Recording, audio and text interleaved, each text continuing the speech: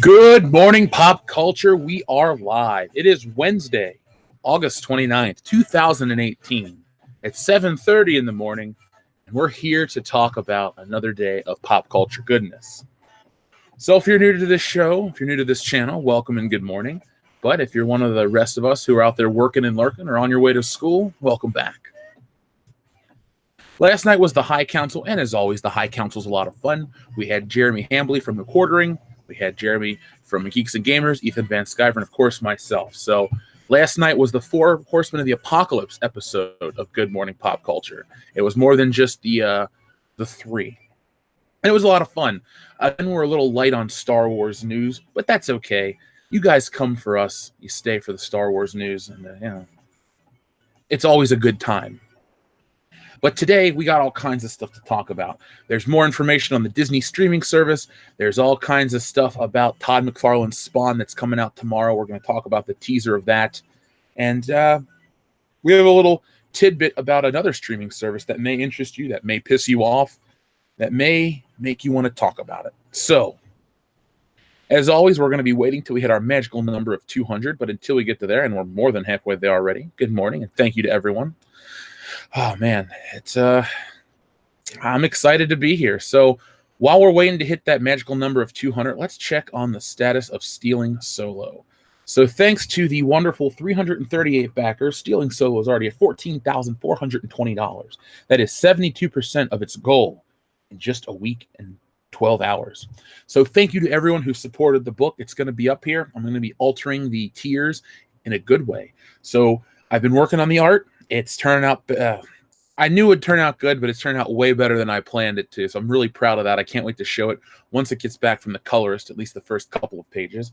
I'm going to add some flex goals, some stretch goals, and, comic skate cards and all that kind of stuff. So if you guys want to see that happen, make sure you join the Stealing Solo Indiegogo. And by the way, folks, it's Ethan Van Sciver approved, and it won't be sold in stores. So once this campaign goes away, it's gone forever. You won't be able to pick this up at your local comic book shop, sadly.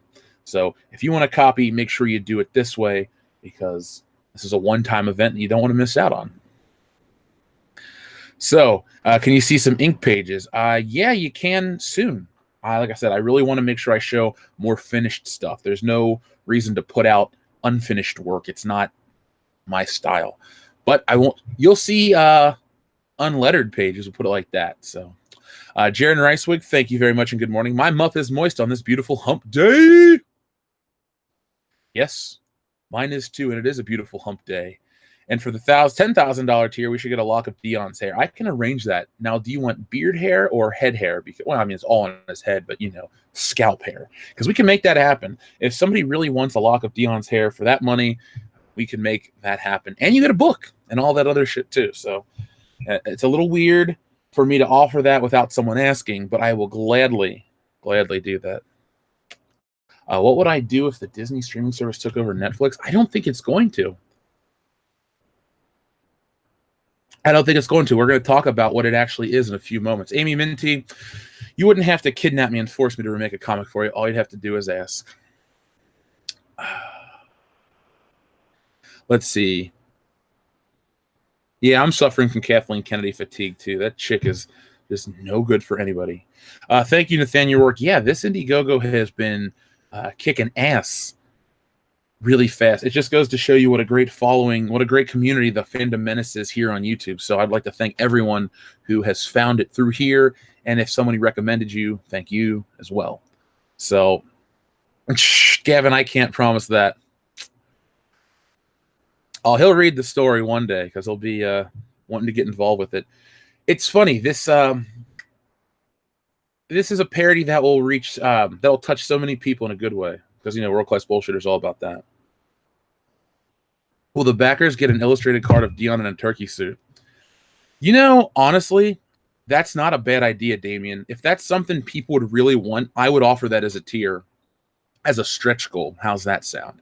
That way, everybody that can do the $20 tier on up would get it. So maybe I'll do that as a joke. That would not take very long for me to do. Down the road, I'll offer some Dion in the turkey suit gear. Magic Bullets, how long till the Discord server? Well, I talked to Nick yesterday. He's talking to our friend who suggested it. We're going to be looking into that starting today. Nick's got a couple things. We're working out how to connect stuff together. And once we get that, guys, we're going to be offering the Discord server. And there's going to be extra perks. So if you're already a patron, you get exclusive access on there. But we don't know exactly how everything works.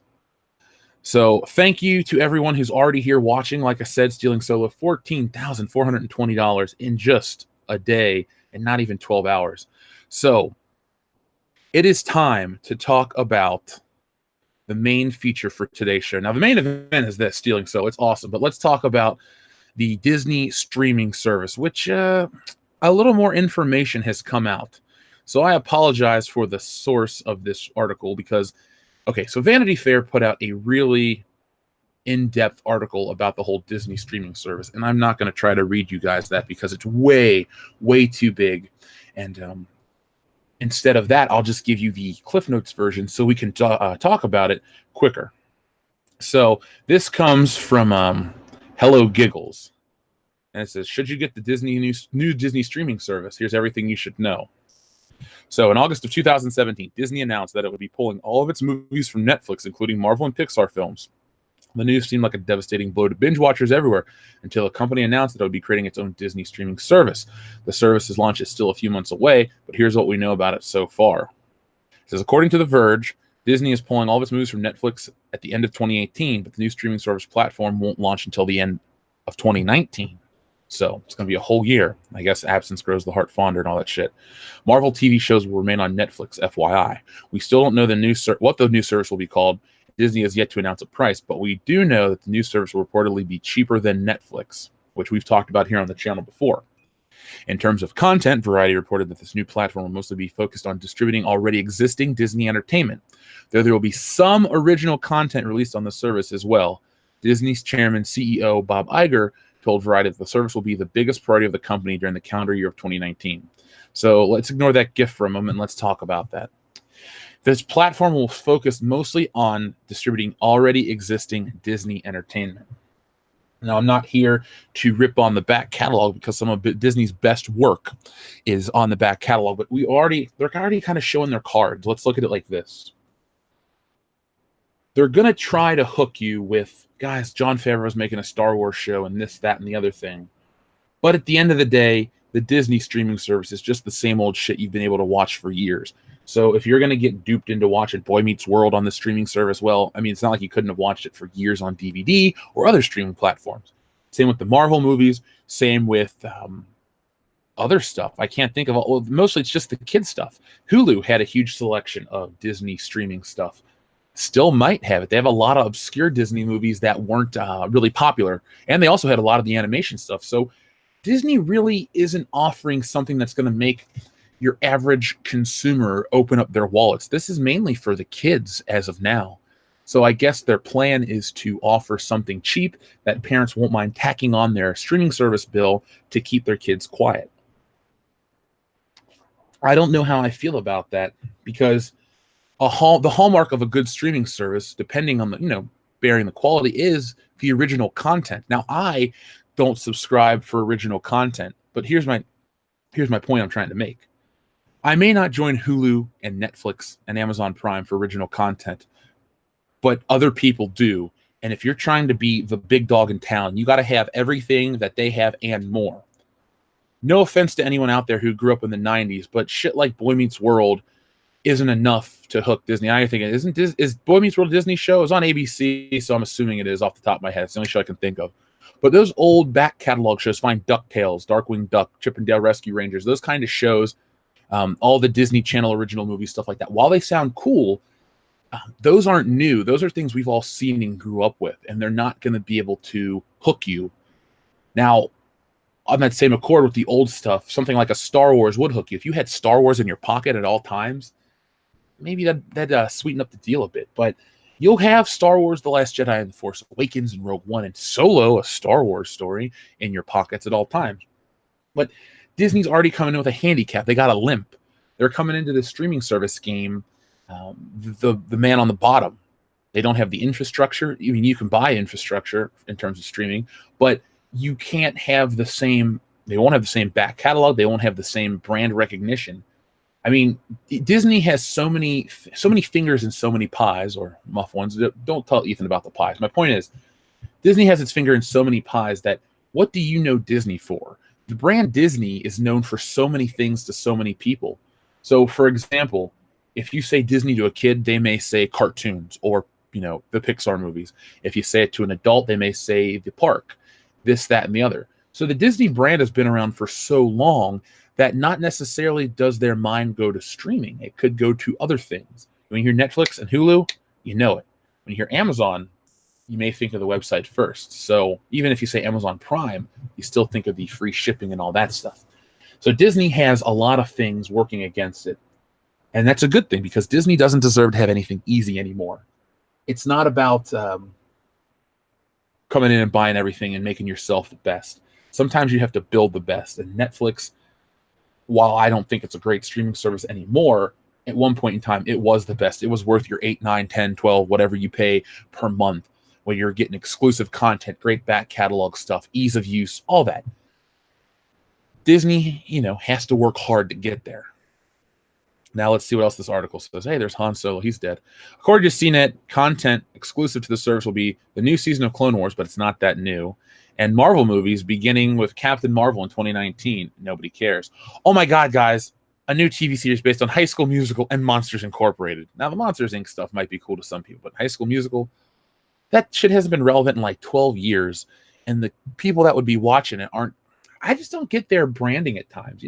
Disney World and Disneyland works. I can't knock that. And the big Marvel movies and stuff work too. But this really just feels like they're desperately going through their basement and trying to put up the Christmas decorations on the 23rd before the family gets in. Even with the recent Disney acquisition of Star Wars, it will apparently take some time. Yeah, we already knew that. They don't come till 2022. So they fucked up. Basically, if you're a diehard fan of Marvel movies or classic Disney, you probably can't go on with the new streaming service. We'll definitely keep an eye out for more details. You definitely have to pay attention for more details because as of now, there's just not enough right there. There's just not enough. So let's see what have people been saying about this. Palm hair. Ugh, God, we're still talking about Dion's hair. Billy Ritchie, you haven't missed much. We just got started. We were talking about the Disney streaming service. So everyone that's joined in, and a lot of people are here already early, the Disney streaming service, I say it gets uglier because all it is useless back catalog crap, and it doesn't have many big things. I mean, I have the Marvel movies. I have the Star Wars movies that are, worth my time. Yeah, I can look back nostalgically and lovingly on Darkwing Duck and stuff like that, but even then, I'm not going to have time to sit and watch a bunch of cartoons. And the weird thing is, too, is that it comes out. So basically, Disney is cutting itself off for 1 year to be available on other streaming platforms. They're hoping that it's this whole vault approach, but, the millennial version where it only is 1 year. So they put all their shit away into hiding for 1 year, and then they launched this new streaming service at the end of 2019. The only way I could see them blowing the doors off of this thing at the launch would be if they were to debut a new movie. Like, I don't know, what if they decide to debut Star Wars Episode 9 on the streaming service? Let's play that game for a moment, guys. Just listen. So Star Wars Episode 8 really hurt the brand. Solo, a Star Wars story, is the first failure in the Star Wars universe. They played their cards very strongly for Episode 8's theatrical release. They forced theaters into doing all kinds of crazy shit. What if they decide to exert their power and put it on their streaming service as well as putting it in the theaters, and they'll make a bunch of money that way? Just what do you think about that? I mean, you'd think that the theater chains could revolt. I would like to see if theater chains revolted and other studios came in to support these movie theaters and said, like, hey, if Disney's going to pull dumb shit like that and take big money away from you guys, then we'll put in X, Y, and Z. Or what could happen is, since Disney owns the Marvel stuff and Pixar and all that other crap, they're going to say, look, we're going to put Star Wars on here to boost our streaming service, and we're going to tell you guys that you're going to like it because we have other big franchises that you want. I think one of those two things is possible if they decide to do it. Will they? I don't know. It's only because it would sweeten the deal for them if, I don't know, they're like, if you sign up for 12 months, you get Star Wars Episode 9 to watch. I don't know if that helps with piracy. I don't know how that'll hurt with piracy. I know for a fact I wouldn't be willing to pay $36. Let's just say it's $5 a month, so $60. I wouldn't pay $60 for some Star Wars streaming service. No, thank you. Oh. Man, you guys are on fire this morning in the chat. I think you guys are really excited that Good Morning Pop Culture is back. Like I said on yesterday's show, we're going to be going to Mondays since enough people have requested it. Not this coming Monday because it's Labor Day. I'm going to sleep my ass in all day and draw this comic. But the following Monday, the 10th of September, 2018, Good Morning Pop Culture will now be a 5-day-a-week show. And do you guys like the 7:30 start time? I thought it was a nice rounder number and give those who are on their way to work or on their way to school 15 extra minutes of the show. We're still going to go to 10 o'clock. It doesn't mean I'm going to move the end time back to 9:30 because for those out there working and lurking, you guys need something to listen to as well. But I just thought that this earlier time helped get more content in your ears. So, Pete, 1972, Horror Hound was fantastic. Remind me towards the end of the show, and I'll give you a quick rundown of all the awesome people I met. Now, this is interesting. It says the 1-year gap is going to kill the streaming service. We live in a time where people just pirate what they want, and they will grow spoiled watching pirated stuff online. I agree with that.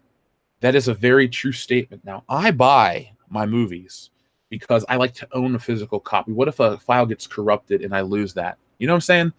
With a disc, I don't mind, dropping $20 on a movie I love. I don't buy every movie because I don't need to buy every movie. I talk about how much I love Die Hard. I own Die Hard 1 and 3 on Blu-ray and number 4 on DVD.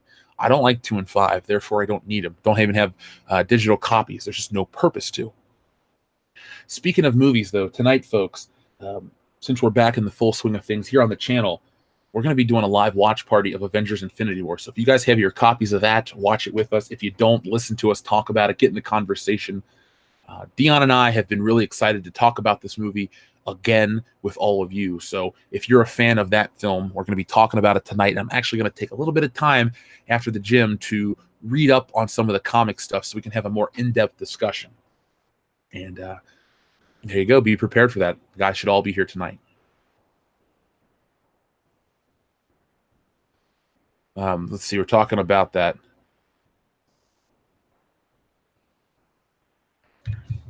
Amy disagrees about the streaming at the same time. Well, there is on-demand and in-theater viewing for certain movies. Yeah, they're smaller tier, but you never know. You never know what's going to happen. If you would have told me that they're going to take all their content away and hide it behind their own paywall, well, people may have said that's crazy too.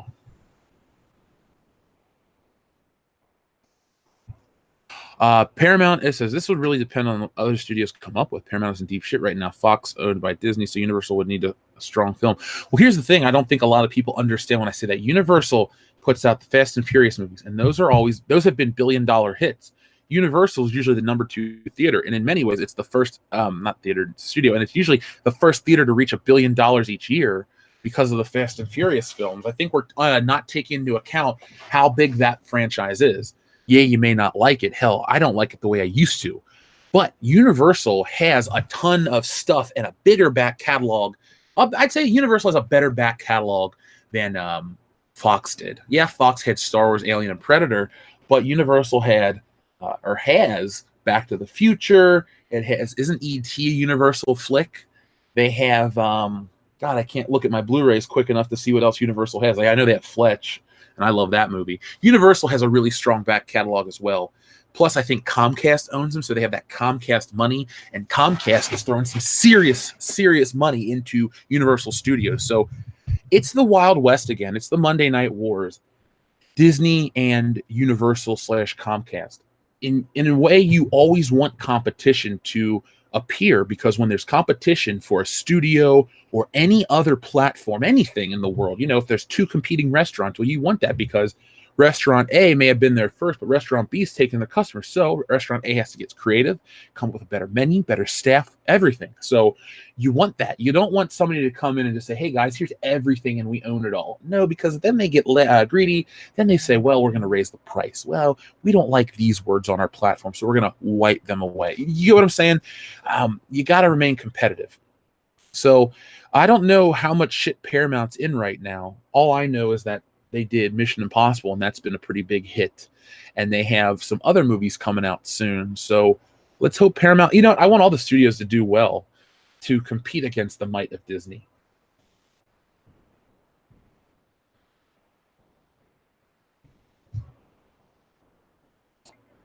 How many pages have I finished for the book so far? Let's see, I got a bunch of laid out pages. So I got a completed script, dialogue, inked page, a couple inked pages, and a lot of layouts. Got to understand, I can knock out, a page in not even a whole day and a half, not even day and a half, just a day, maybe 10 hours or something. I usually consider a day of drawing 8 hours. So I'm pretty fast. Like I said, as soon as I get it to a stage where I want to show you guys, I will. And I already have a colorist locked in. I have a letterer locked in. Somebody's going to format the book for me. So like I said, when I mean, professional quality, you're going to get professional quality. This isn't going to be some Cal Arts Project comic book. No, this is the real deal. A lot of people are saying yes for the 7:30 p.m. or 7:30 a.m. All right, guys, cool.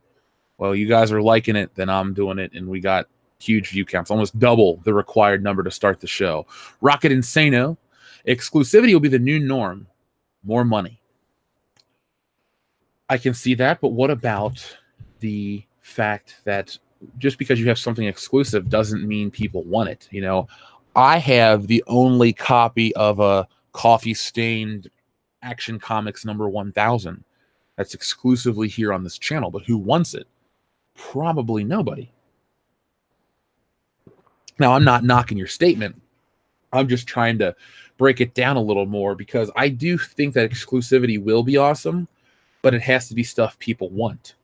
As of now, they don't have Star Wars till 2022. That's a 3-year gap. What if their streaming service doesn't even make it 3 years? What if Star Wars never comes to the Disney streaming service because Disney's streaming service never makes it? There's one thing these guys are forgetting. Their wokeness, which always leads to brokenness. If you make the MCU go woke after or with Captain Marvel, which is the next movie, and then Infinity War ends with her, talking down to Iron Man and Captain America and all this stuff. If that's the case, do you think your fan base is going to go out and buy your streaming service? No. Excuse me. You're giving them the thing they don't want. You're ruining their favorite characters. I just say it, you're just going woke, and people aren't going to pay for woke streaming services. And you're thinking to yourself, Jeff, the stuff on the streaming service won't be woke.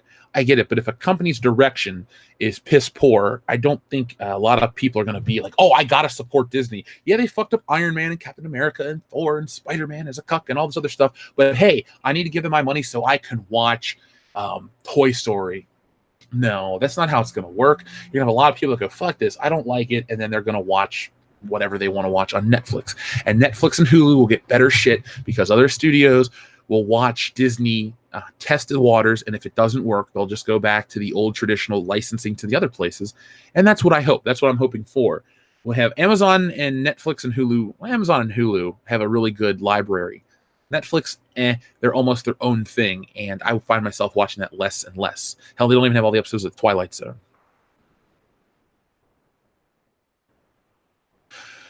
I think it would be great if older movies would get 4K releases. Yeah, I'm all about the 4K releases. Halloween's getting a 4K release. I think there was an article that says you can't see more than 4K, so I guess this is it for the upscale resolution. If a company insults me, I'll burn their crap instead of buying it. This should be the attitude everyone should have. Make respect great again.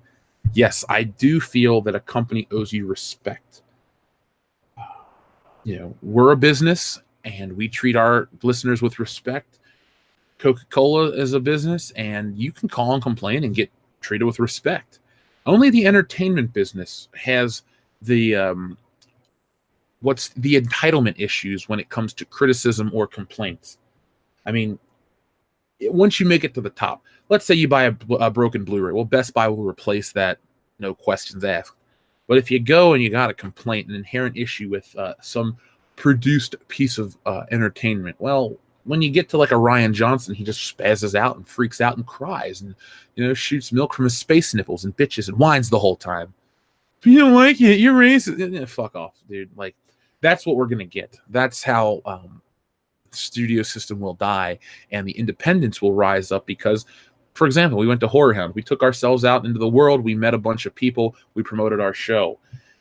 Eventually, once the studio system fails because of hubris and ego, well, let me take back the eventually and say, if Disney falls because of hubris and ego and all the weird shit that goes on, other studios will sweep in and learn from Disney, and other smaller studios will raise up and learn from Disney as well and give the people what they want on a more personal and respectful level. Because we live in an era where you can get professionally produced shit for, you could get for $10,000, you can get a nice camera and some audio equipment. Now, the rest is on you and the actors and all that other stuff to add to the budget, but you can do that. You can also, make shit on a phone with the right filters and stuff, too, to fill in. We live in an era where technology is at an all-time low, so do it right. But it also, here's one thing, too. It lowers the bar for entry for the independent filmmaking, but it also ups the quality, because if Joe Blow can do it for $2,000 or $10,000 and it looks like your average $4 million, $10 million picture minus the special effects, well then Jane Doe better do the same thing, because there's no excuse. It's not like with Clerks, you had to get film stock and do this and edit it on a moviola. No, I'm not trying to sound elitist, but everybody who wants to make a film can afford a computer if you can get the other shit too. You can get a $400 or $500 laptop and edit your shit on there. So it is possible that the quality's there. But anyway, Anonymous says 35 millimeter film is 6.5K. 8K displays exist. Oh, I know. I'm just saying, there was an article that says that the human eye can't register for beyond 4K or something like that. I'll have to pull up the article and show you guys. Or maybe it's a YouTube video. I just don't know how many home video releases we're going to get in, 8K. I mean, you'll see Judy Garland's yellowing teeth or something, or she had like a gum sore from the Tin Man. You're going to get into that. Now with gaming, I guess it would be a little different for the resolution, but I don't know what the deal is. We'll find out. But I'm just going based on that article. I always forget about Euro Disney. Disney has a long history of screw-ups. Oh, Disney has a long history of screw-ups. You guys recommended that I watch the documentary, not Finding Neverland, the Renaissance one about the Disney animation era, and that was full of screw-ups as well as triumphs. And see, I'm more along the lines of Disney's success back then, because it's Disney making their own stuff and succeeding. We live in the Disney buys it and makes it their own era, and I don't like that. That's like the rich kid coming in and stealing your toys and then playing with them and acting like they're his the whole time. No, you tell that motherfucker, no, that's mine. Marvel sold them, Star Wars sold them, and now that's what their brand is built on. Mickey Mouse, Donald Duck, and Goofy and Pluto, those just aren't really that popular in the public eye anymore. Maybe Mickey Mouse because he's kind of ubiquitous with Disney, but how many young kids know Goof Troop? Probably not that many. Their original characters are less and less important. Buzz Lightyear is probably right after Mickey Mouse in terms of popularity. Mr. Incredible and the newest shit is going to be popular too. But overall, I think Buzz Lightyear and maybe Lightning McQueen have some of the most recognizable appearances in the Disney catalog. I would argue to say that they're the most well-known, if you include Pixar stuff. But yeah, I know about Euro Disney. I watch Defunct Land, and I'm a big fan of that channel. And what's his name? Ryan Perger. Perger is his name. Last name. Kevin Perger. He talks about Euro Disney and all kinds of Disney failures. So I'm well aware of their theme park failures as well. Certain things like that, though, I don't find as important for the industry to survive. 2018 is the year fans fought back. It really is the year fans fought back. It's an incredible year for the fans. You know, we came together and we amplified our voices. One, we really told the people at Star Wars what's up. Yeah, we lost Toys R Us in the process, but at the same time, Hasbro lost a big area of income. So we'll find out more. We don't want to wish anything bad on Hasbro because they are knocking it out of the park with their Marvel Legends figures, and their new Power Ranger stuff is looking pretty good. So I can't knock that. In the movies, the most important thing before plot and effects and the other things that are important, you have to have a character that can drive other elements. You do. Character is key. You have to have a compelling group of characters or one interesting character with a good backstory and good motivation. You know, stealing Solo, the characters have a good motivation. Thankfully, in a comic book, you can draw effects and do the crazy things through your art. But if you're making a movie, like there's a movie called Primer or Primer, I don't know how people want to pronounce it, but it's a really, really, really low budget time travel movie. The story's compelling enough that it keeps you interested. And there's no flux capacitor or time traveling DeLoreans anywhere in sight. Yeah, it's a little boring to some people. Maybe you'll wish they had those. But if you listen to the plot and the dialogue, you're going to get something pretty cool.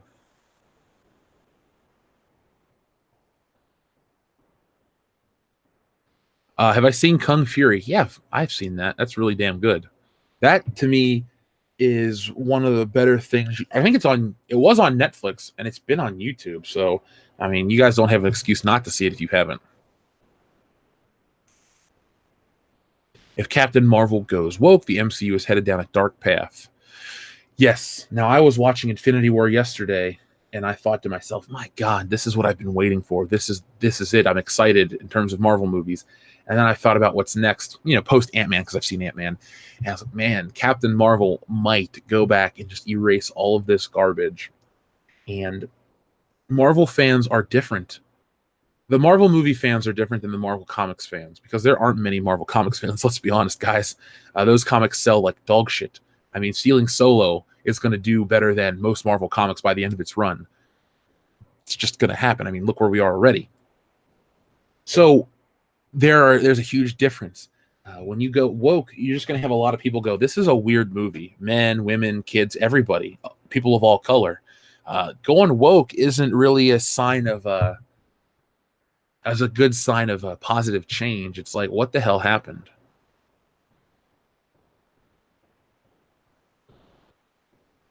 Rocket Insano says, Prometheus gave the flame to man, angering the gods. Whenever you say Prometheus, I instantly think of that movie, which was kind of a disappointment. Disney is too big to function properly. Yeah, it's like the EA, like you said. You're 100% right. Samuel Aragon, the shit hit the fans. Now we push it back in. Thank you, Samuel Aragon, for your super chat, as well as you, Rocket Insano. We are pushing it back. Everything. There is a bad taste that has been left in our mouth. Like, put it like this. The sunglasses were put on our face in December of 2017 with The Last Jedi. And now it is August, the end of August, so almost September of 2018. And we've had our sunglasses on the whole time. This is a They Live reference for those who haven't seen the film. And we've been able to see how they've marketed shit to us, how they've treated us like shit. We're very aware of their games and their tactics. And people aren't liking it. There are even people behind the scenes that don't like this stuff. So it's this weird storm brewing in our favor, and we need to just make sure that we do everything right in terms of how we interact with, other fan bases, other celebrities. Don't let these little hiccups like the Kelly Marie transition from the failure of Solo fuck you up. Just ignore those things and don't fall into their traps. Don't go starting fights on Twitter. Don't do anything like that.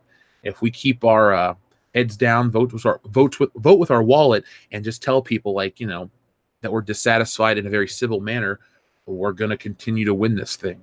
So it's all on you guys right now just to play the game right. Like Triple H says, it's all about the game and how you play it. John Lance, thank you very much. My favorite Disney joke from old days. Why did Mickey Mouse break up with Minnie? Because she was fucking goofy. Thanks, John Lance. I'm going to take a sip of coffee for that one to wash the taste out of my mouth. No, but all joking aside, thank you, John. I think I've heard that one before. That was one of those jokes you'd hear like adults tell in the 90s, and then like a kid may hear it and chuckle. Grand Inquisitor, no winners in the culture war, just casualties. I don't know about that. I think there could be a winner if you can preserve the past, the way no, I'm not saying you need to live in the past, but if you can preserve those classical things, like Back to the Future is the perfect example of a franchise being preserved so far, where you have the original movie never be remade, never changed, but it still holds a lot of weight in the pop culture market.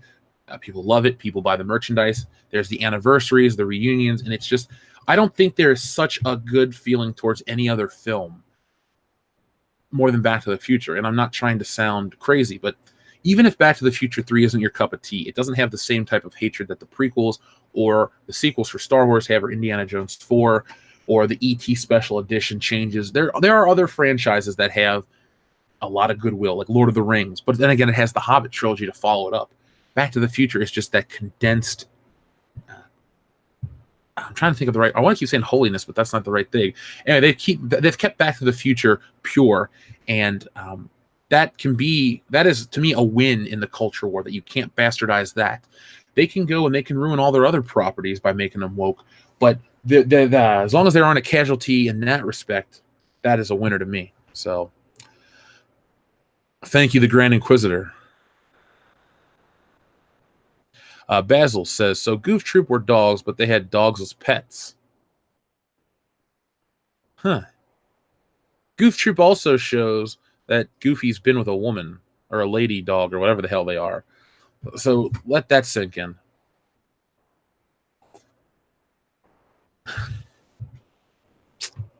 Thank you, Darth Platypus.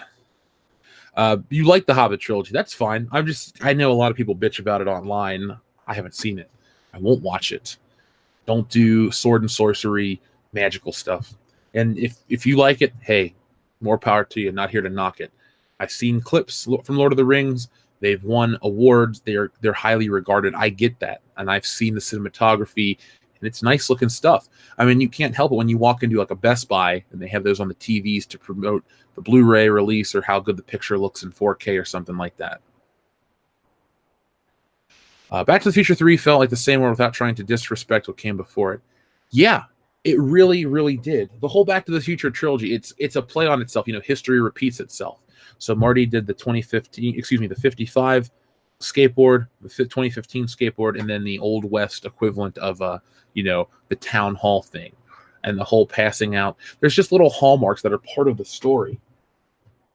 But I mean, even Star Wars has its fans, or excuse me, like Harrison Ford doesn't go back to the Star Wars events. He does like every once in a while he'll do one. But like Michael J. Fox, Leah Thompson, Christopher Lloyd, the big stars from Back to the Future always show up. I think a lot of those actors realize how important that movie is to so many people and how many people love them for their roles. And they've embraced it. Yeah, Leah Thompson's been in a bunch of stuff, but nothing as big as Back to the Future. Christopher Lloyd has had a much better career than her.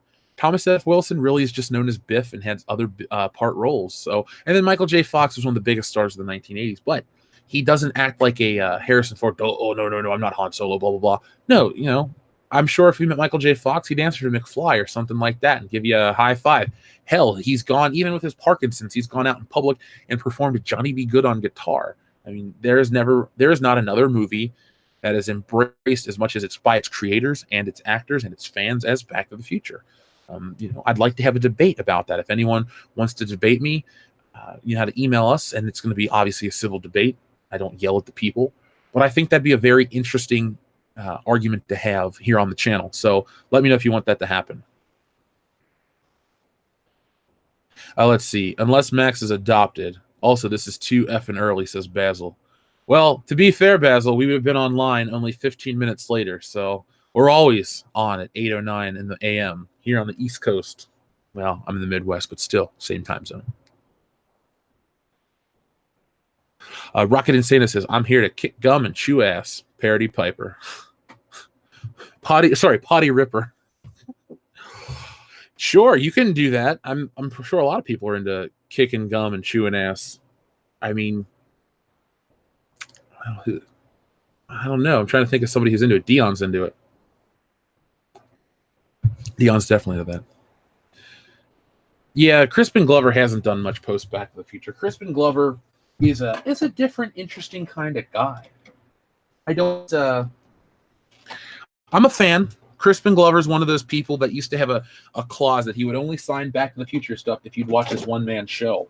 And I like Crispin Glover as an actor enough that I would watch pretty much anything he wants to perform for us, in a public environment. Let me put that preface there. Let's see. Yeah, Michael J. Fox rules. That's one of the saddest things. So, him and his Parkinson's stuff. Back to the Future is one of the best movies. Is the best movie ever made, says Reese. Well, Reese, you have great taste.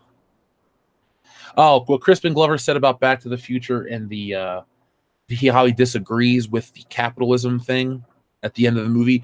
Yeah, but he still will sign stuff for the movie and embrace it. I mean, my cousin's seen Crispin Glover at shows where, it's what he's known for. He's embraced it. Yeah, he was in Charlie's Angels and Willard in the Hot Tub Time Machine movie and stuff like that. But he knows, and he doesn't shun it like a Harrison Ford.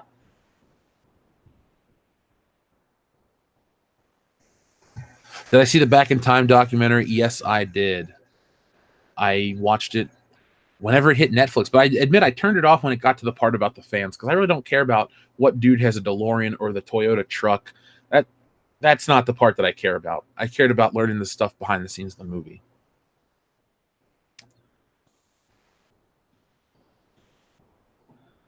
Do I like the Teen Wolf movie? Yes, I do. I like Teen Wolf very much. I own it on DVD. I remember watching that as a kid on Channel 64.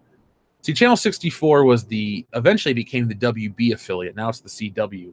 But when I was a kid, it was just Star 64, and they would have crappy cartoons, and they would show movies all weekend. And that's where I first caught, I believe, European Vacation, and then I caught Teen Wolf and stuff like that.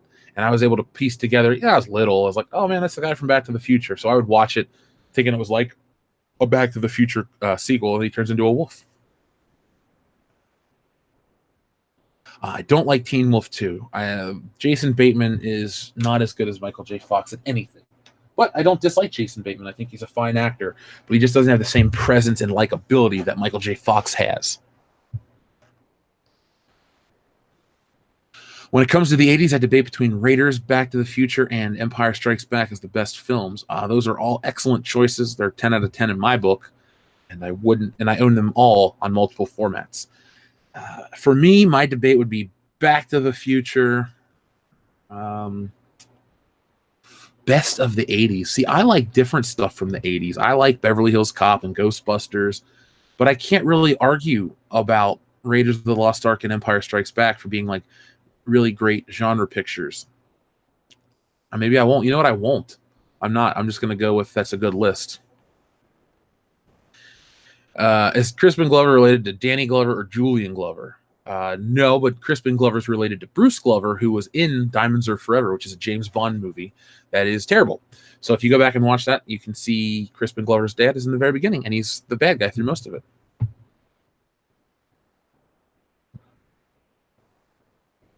RoboCop. Dion would agree with you that RoboCop's amazing.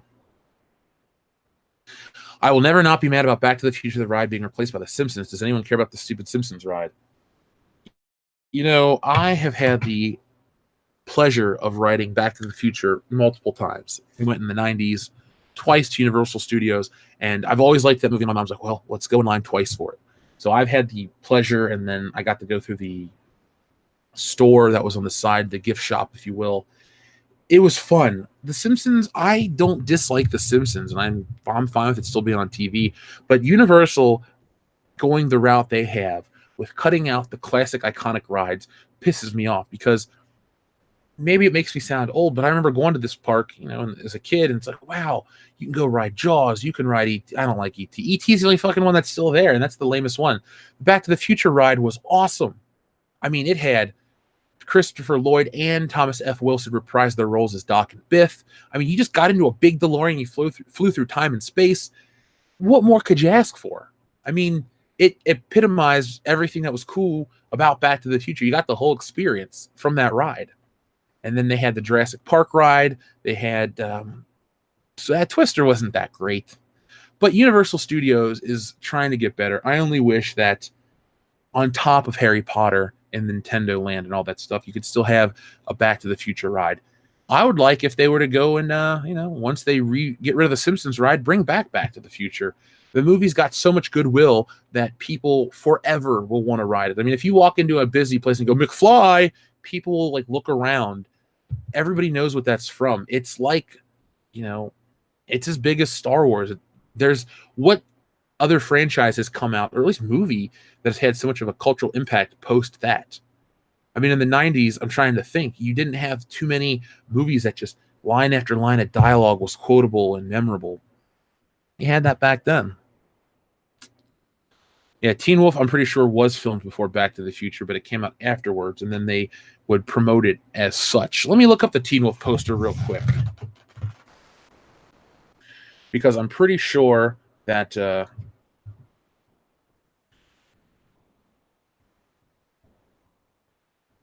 it talks about Michael J. Fox as, from Marty McFly.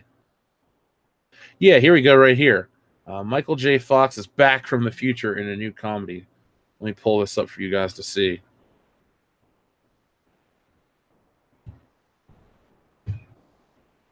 I'm pretty sure I got a copy of this movie in a box of cereal as well. I know what you're thinking, Jeff, how would you get a movie in a box of cereal? A couple years back, they were giving out DVDs on the sides of movies, or boxes of cereal, and I'm pretty sure I bought it. There we go right there. So as you can see, Michael J. Fox is back from the future in a new comedy. Why not, though? Why not use that marketing? I mean, that was the biggest film of 1985. It made so much money, and it has reached so many people. I think that's Michael J. Fox's legacy. That, then Family Ties, then Teen Wolf, and then, like Secret of My Success and a bunch of other movies that he was in that nobody remembers. Doc Hollywood, shit like that. He's had a great career, but this is his defining role, and he's embraced it. Let's see. Godfather was bigger an impact and more quoted than Back to the Future. I'm talking, but Godfather came out in 1972. We're talking post Back to the Future. I was saying, like, Star Wars was your big thing that had the lines of dialogue and all that shit in the 70s. And then the 80s, Back to the Future. And then nothing really in the 90s had lines of dialogue like that, memorable characters like that. And then you roll up to the 2000s where they're just adaptations of other characters. Even the Star Wars prequels aren't that quotable. I mean, you got your memes and stuff like that. I have the high ground and all this other shit. But nothing is as impactful as lines like, the ability to destroy a planet is insignificant next to the power of the Force and all that fun stuff.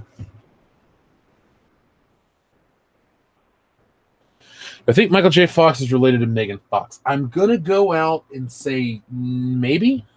Maybe. Indiana Jones Forever. I like Indiana Jones movies.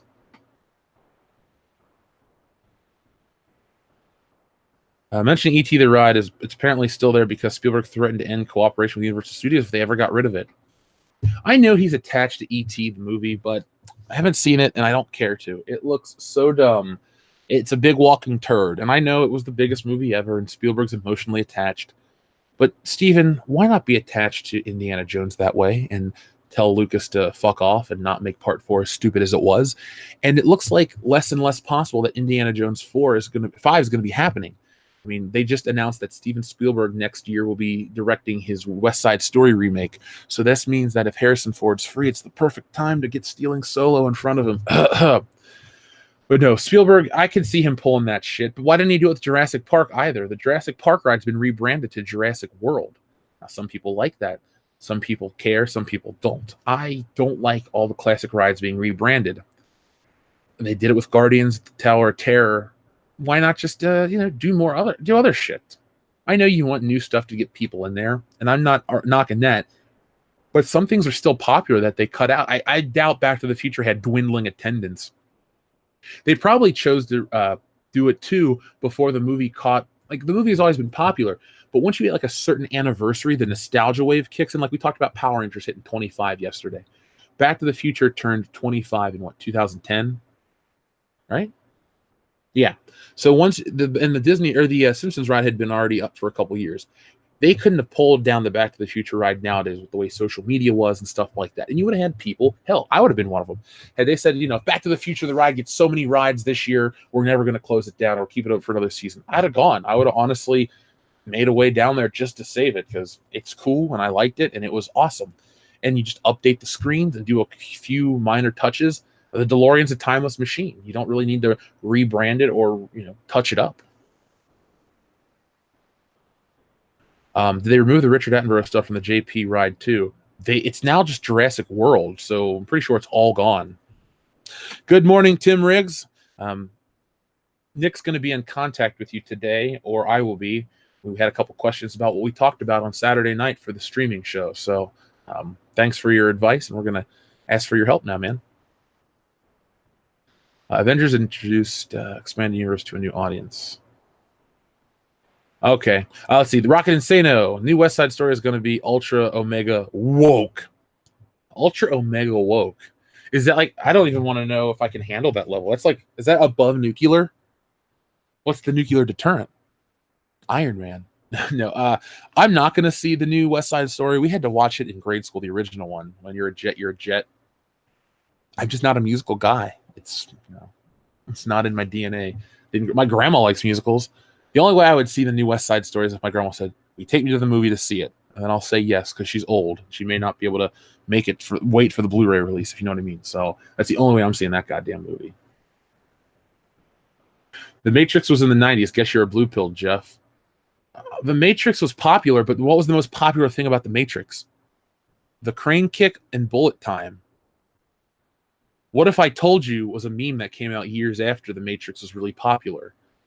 I mean, most people mispronounce the word gigawatt as gigawatt, even though it's supposedly pronounced gigawatt because of Back to the Future. I mean, I'm going to stick with my statement 100%. West Side Story.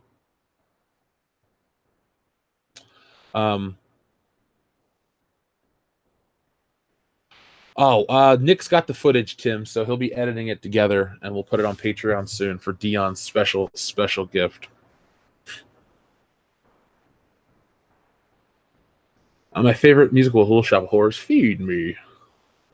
I've seen that a couple times. Kind of scary as a kid. Not even scary, but weird. I always liked oddly dark stuff. That's why I liked Beetlejuice so much as a kid, because it wasn't Disney-fied. It was kind of dark, kind of creepy, but it wasn't like violent and gory and stuff that, my mom would be like, "Don't watch this." I would watch it and be like, "Ooh, it's fun. It's like Halloween all year long." So when I saw Little Shop of Horrors twice, that was my feeling towards it.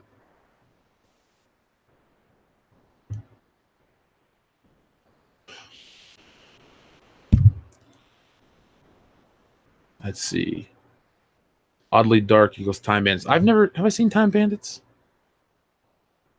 I don't know. Yeah, Tim Burton is a weird guy. All this stuff is goth. Yeah. I only like I love two Tim Burton movies, Batman and Beetlejuice. And people say, "Well, Beetlejuice doesn't really count." I'm like, how does it not fucking count? It's a Tim Burton directed flick. It's cool. It's different. I like Beetlejuice quite a bit.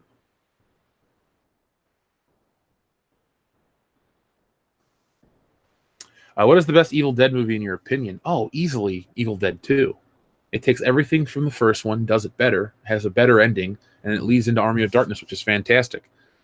I hate to say this, but if you're going to watch The Evil Dead, you can just watch number 2 in Army of Darkness and skip out on number 1 completely. There's no reason you have to watch part 1. Unless you want to watch the classic stuff. Yeah, I like Blues Brothers as well. That's a fantastic movie. Yep, Tim Burton was a Disney animator. Let's see. So let's stop looking at Teen Wolf. That chest hair is just throwing me off. I don't like it. I don't know any of the Beetlejuice 2 rumors. You guys will have to fill me in. I've been a little busy. So, speaking of old stuff, does anyone remember Spawn, or does anyone actually care about Spawn? Here, let's play a little game. Press 1 if you remember Spawn. Press 2 if you care about Spawn. I both remember and care, so I would press the dreaded 3 combo. You know, a little bit of math on Good Morning Pop Culture, if you will.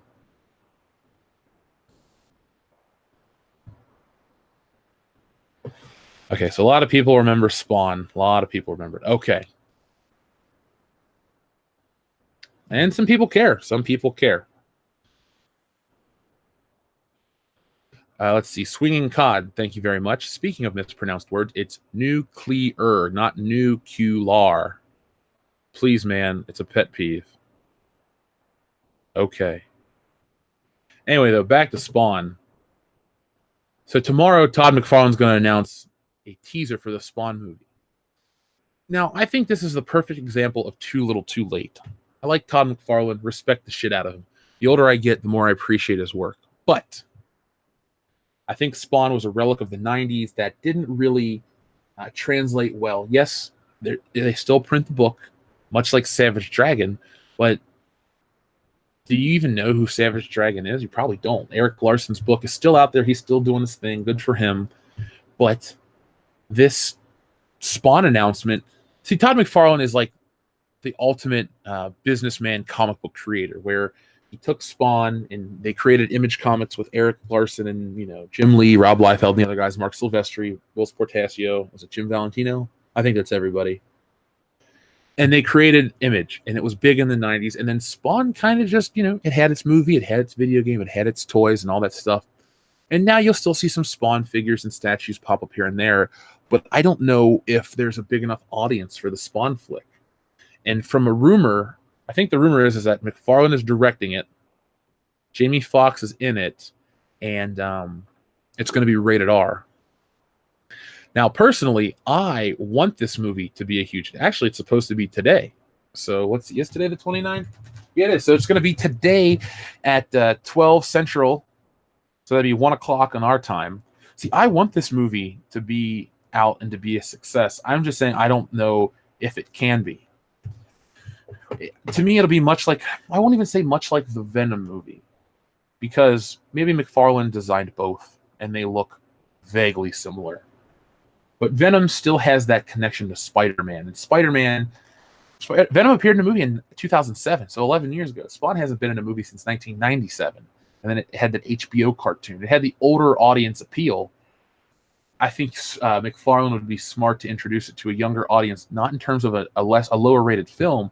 Just make sure that, you know, Image puts out some books or some free Spawn material. You know, re-release Spawn #1 as a free giveaway on Free Comic Book Day this year. Or next year coming up.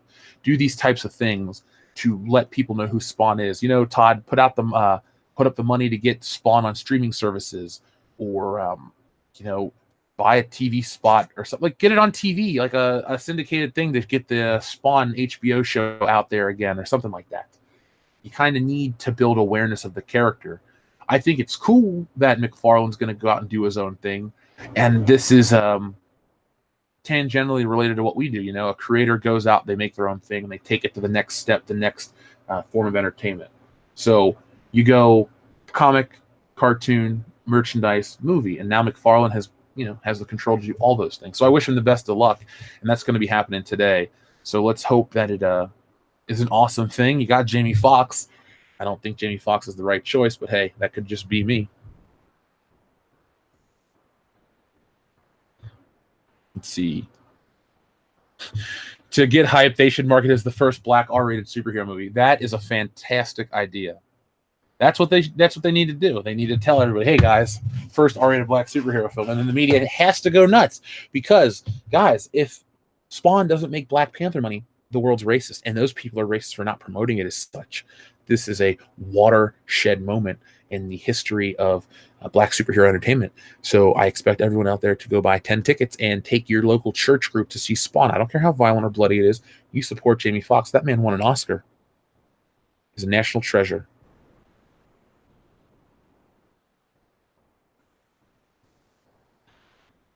Let's see. The Spawn costume looks like cheap plastic. That Spawn costume's from 1997, I believe. So, yeah, it is cheap plastic.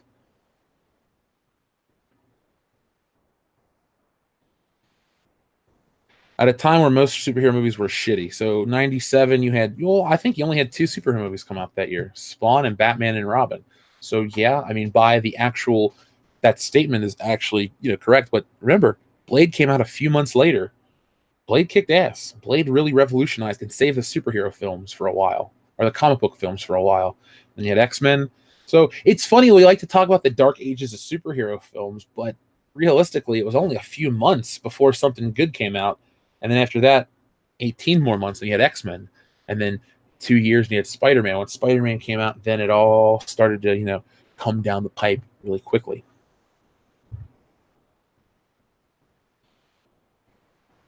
People that are super excited for Venom. I want to be excited for Venom, but I'm not. I can't do it.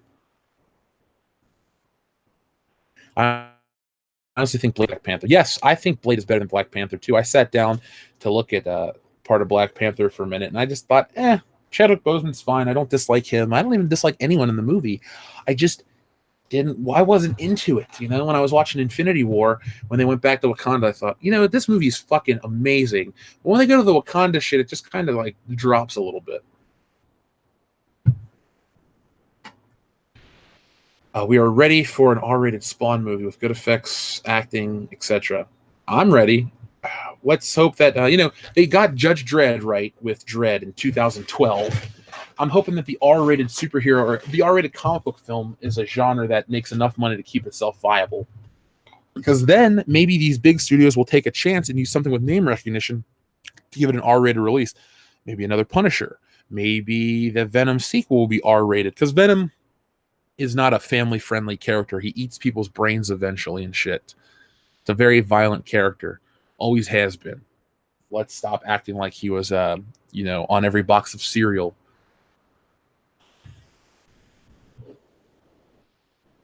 Let's see. It's Michael B. Jordan's the best part of Black Panther. I don't know about that. Deadpool. Yeah, Deadpool. I forgot about Deadpool.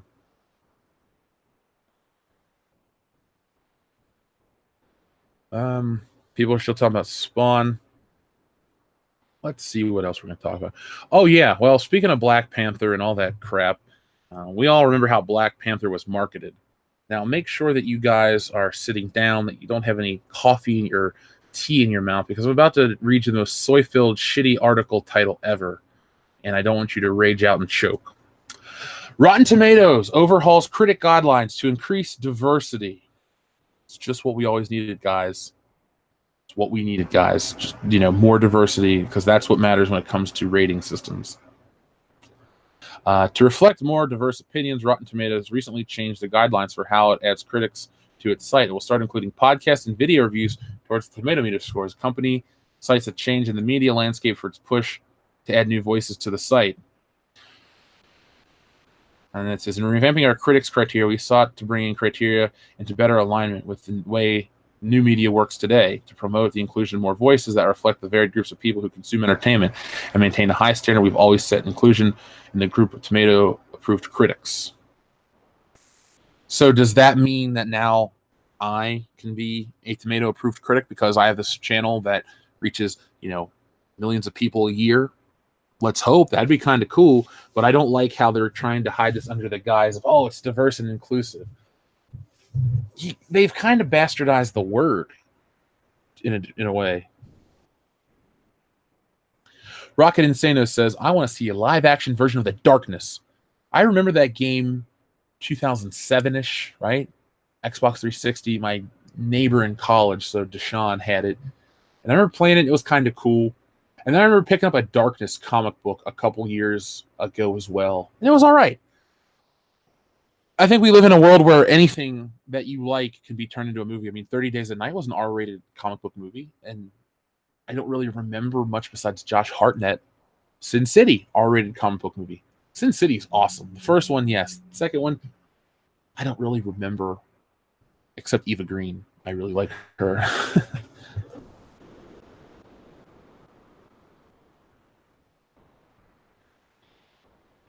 I should be a Rotten Tomato critic. I think I'd be a lot of fun on that site. Now, do you think they would say, your voice doesn't reflect what we're looking for in terms of diversity? I'm like, you can't really pick what it means to be diverse. You know, diversity of idea is what's important, not diversity of skin color. And if you're going by that, well, you don't have anybody like me. How come New Line can make comic book movies, but Warner/DC couldn't do it except Batman? Well, this was at a time where comic book movies weren't exclusive to certain studios except for the Warner Brothers stuff. And back then, they had really only made one failure of a Batman flick. Yeah, I don't like Batman Returns, but Batman Returns, and Batman Forever were all hits. So, New Line was just was New Line owned by Warner back then? Probably. It's just because they adapted a Marvel thing. It's the people that worked on it that made it better. Guys, the DC universe has fallen apart the way it has because Zack Snyder was the wrong choice. And we always talk about that foundation building. They chose the wrong guy to build the foundation on.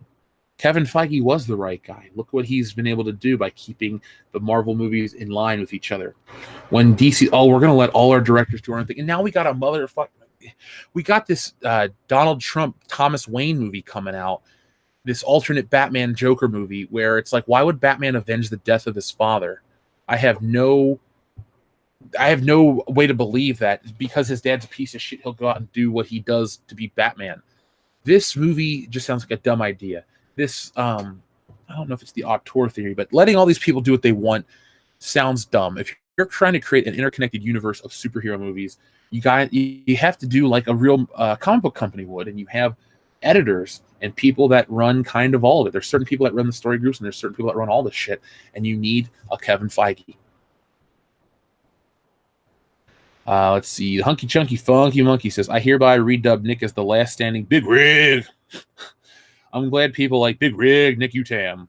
That's my favorite iteration of the last standing Samoan. Rocket Insane says, edgy 90s stuff works well with today's nihilism.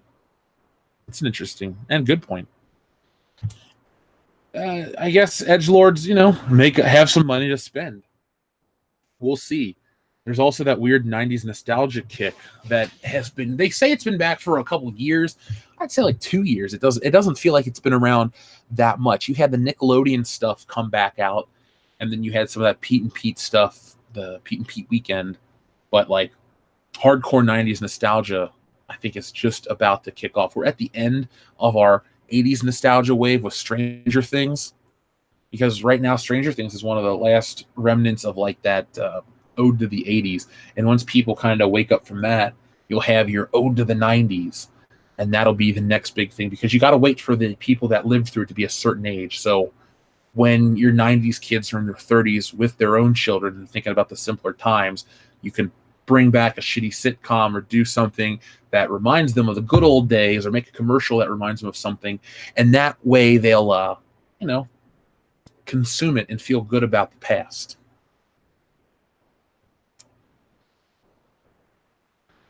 We're not going to talk about how Disney's going to shit on DC's about to shit on the Joker. Oh, that movie is going to be dog shit. We covered it on the High Council. I covered it yesterday on this show, thanks to GrendelFan84 from Comics Elite. That Joker movie, here's the thing, though. About the shit on the Joker, let me correct you. They have shit on the Joker. Jared Leto. Terrible decision for the Joker. I know some people think, oh, well, it was new and different. No, he was trying to be Heath Ledger. He was trying to be edgy and cool. He was a pimp with metal teeth, tattoos all over his face. He looked like Batman would beat his ass on the first night, and he would cry, and he would never come back. Hell, this new Batman kills people. I'm surprised Batman wouldn't just off the dude right away. They've ruined the Joker. You see, they took a chance in 2008 with The Dark Knight, and it took off. Now, part of the allure was Heath Ledger's death. Part of the allure was something new and different. But it stuck and it worked. And that Joker is the Joker to an entire generation of people. So because of that film, you will always have two Jokers. You will have the classic Joker, which is, epitomized by Jack Nicholson. And you'll have the modern, darker, edgy Joker, the Heath Ledger Joker. So then they try to create a hybrid and something more extreme at the same time with Jared Leto. And the Jared Leto Joker is nobody's favorite Joker. It's not my favorite Joker. It's not your favorite Joker. It's not even Jared Leto's favorite Joker. He has an Ellen DeGeneres haircut. He doesn't look intimidating. The guy, look, Jared Leto is not a bad actor. I'm not here to rip on his acting ability. I mean, he's won an Oscar for a reason. He's in some serious shit. But as the Joker, he's just not really worth anyone's time. Jared Leto Joker is a mistake on every front. And just when you think they can't do anything dumber, they now have an alternate reality Joker in Joaquin Phoenix. And I'm going to put a Dukes Brothers bet down right now that this Joker will not even have the face paint and the colored hair and shit towards the end of the movie. Fuck. He may not even have it till the very end of the movie.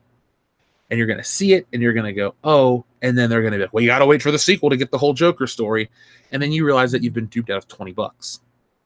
And then DC has further dug its hole in terms of relevancy in the pop culture marketplace. There are no big DC properties that can help them get out of that. Justice League, they tried. Aquaman, Aquaman has a stink on it. Like I told you guys before, pop culture and Family Guy really see Aquaman as a certain way, and it's going to take a lot more than just Jason Momoa to change that. Shazam looks fun. I'm excited for Shazam. I want to see that as soon as it comes out. But even if that movie's the fun success that I want it to be, it's not going to be enough in the grand scheme of things to take,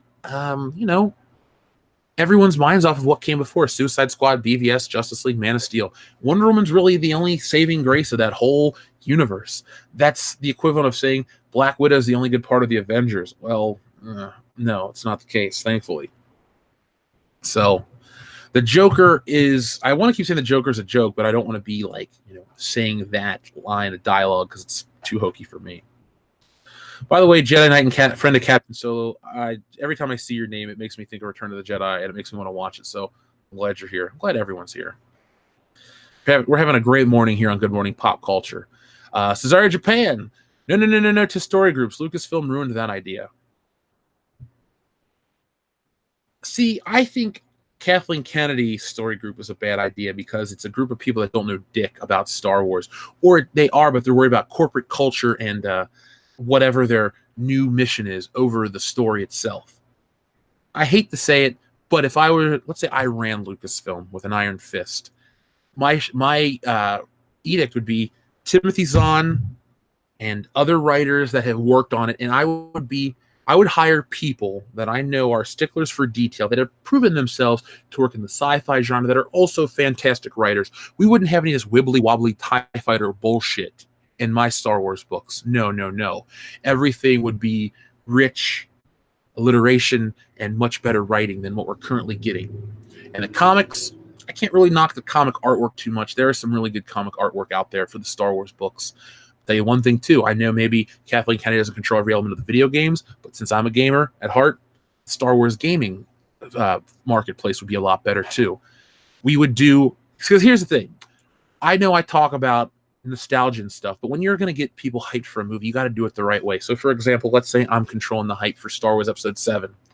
It would be a completely different movie first off, but secondly, I'm talking on the PlayStation and Xbox marketplace, we're releasing all the old games in 1080p or 4K upscales, whatever you can get out of those old games. And I'm not just talking the shit that was on the previous two generations. We're going to bring back all the Super Nintendo games, not just Super Star Wars. We're going to get both Star Wars Racer games. We're going to find out the licensing cost and all that shit. We're going to bring back all the stuff that people loved. We're going to get people excited on that front. None of this half-assed stuff like, hey, we're going to put out one thing and that's going to be it. No. Star Wars means something different to everybody. And you bring back the thing that they love and then you bring them back. It's really easy. Just make people feel welcomed and appreciated. And all you got to do is do that, and everyone's there, and you have their money. So, sorry, the story group idea, for me at least, is not ruined, but Kathleen Kennedy has ruined a lot. So, if you get the right group of people, you could definitely do a good story group. Thank you, Cesare Japan. Let's see, we're talking about Joker. Rocket Insano. The 70s, 80s, and 90s live on in anime and manga. Yeah. To me, the 70s, 80s, and 90s live on through other things besides just anime and manga. Now, are you talking about the spirit of the characters that were created back then, or do you mean like actual characters that were created? Like Golgo and Lupin are from the 60s, and they're still alive and kicking, thankfully. So if you mean it like that, I see that. But if you mean like the spirit of different genres and a certain style, I see that too. For me, when I think of 70s and 80s and 90s, first off, I think music because I love music from all those decades. And then I go movies and TV shows and stuff. And as long as, people watch it, there will be TV channels that show it and stuff like that. The old stuff, in many ways, the old stuff will never go away because it's so cheap to keep on TV and re-release that you get these smaller companies like, what is that, Mill Creek Entertainment that put out shitty DVDs, but now they got a little money based off their nostalgia releases and they put out really great Blu-ray releases. That's how I interpret that. Tim Riggs, kill what we love to save what we hate. That is the Disney approach right there. Thanks, Tim. By the way, dude, that tequila was delicious. We all passed out after we got back to the room and drank a little more. Phenomission goes SJW with anime dubs. I did not know that. Everything was better yesterday. The only things that are better today are technology and machinery. I think, well, like Captain America says, the food's a lot better. We boiled everything back then. With the advent of technology and the way people know more about food. I wouldn't want to go back to eat the shit they talk about in like a 1950s advertisement. And I think they want to talk about how racist it is today, but it's a lot easier to be around today than it was in the 50s. They like to talk about this idyllic 1950s, but it wasn't like that for everybody. So I don't know if I'll say everything was better. Cars, I guess, could come into technology and machinery. That's what they are, is a hybrid of both. I think there's a lot more that's better today than back in the past. I wouldn't want to go back and live, hell, even in the 90s, I wouldn't want to go back to relive any of that shit. Maybe go visit for a day, but I'll stick with modern day everything, because the people on Twitter bitch about it like it's the end of the world, the apocalypse. But in reality, life's not that shitty. Life's what you make of it. And I choose to say that life is good, and it is good for me, and it's good for a lot of you out there too. So those woke warriors can kiss my ass. I haven't seen the modern KOTOR 2 trailer. I have not done anything Star Wars related in the last couple of days. I've been just so busy. Mill Creek released Miami Vice on Blu-ray. Yes, they did, and that's why I brought it up, because I'm looking right at it. If you look on my Blu-ray shelf, it goes Ghostbusters, Indiana Jones, Stranger Things, Miami Vice. I don't know why in that. Actually, I do know why in that order, because I do single releases alphabetically, then I do box sets alphabetically, then I do TV shows. But Stranger Things should be towards the end. As Doctor Who. Hell, Miami Vice should be towards the end, because Doctor Who and Family Guy come before that.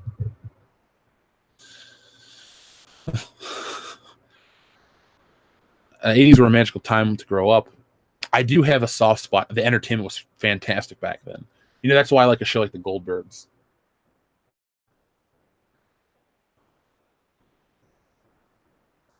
Japan will never willingly give in to SJW agenda willingly, easily. They have their own way of doing things, and that's that. Yeah, Japan, maybe they don't like the outsiders, what are we called, gaijin or whatever, but at the same time, their culture is still strong.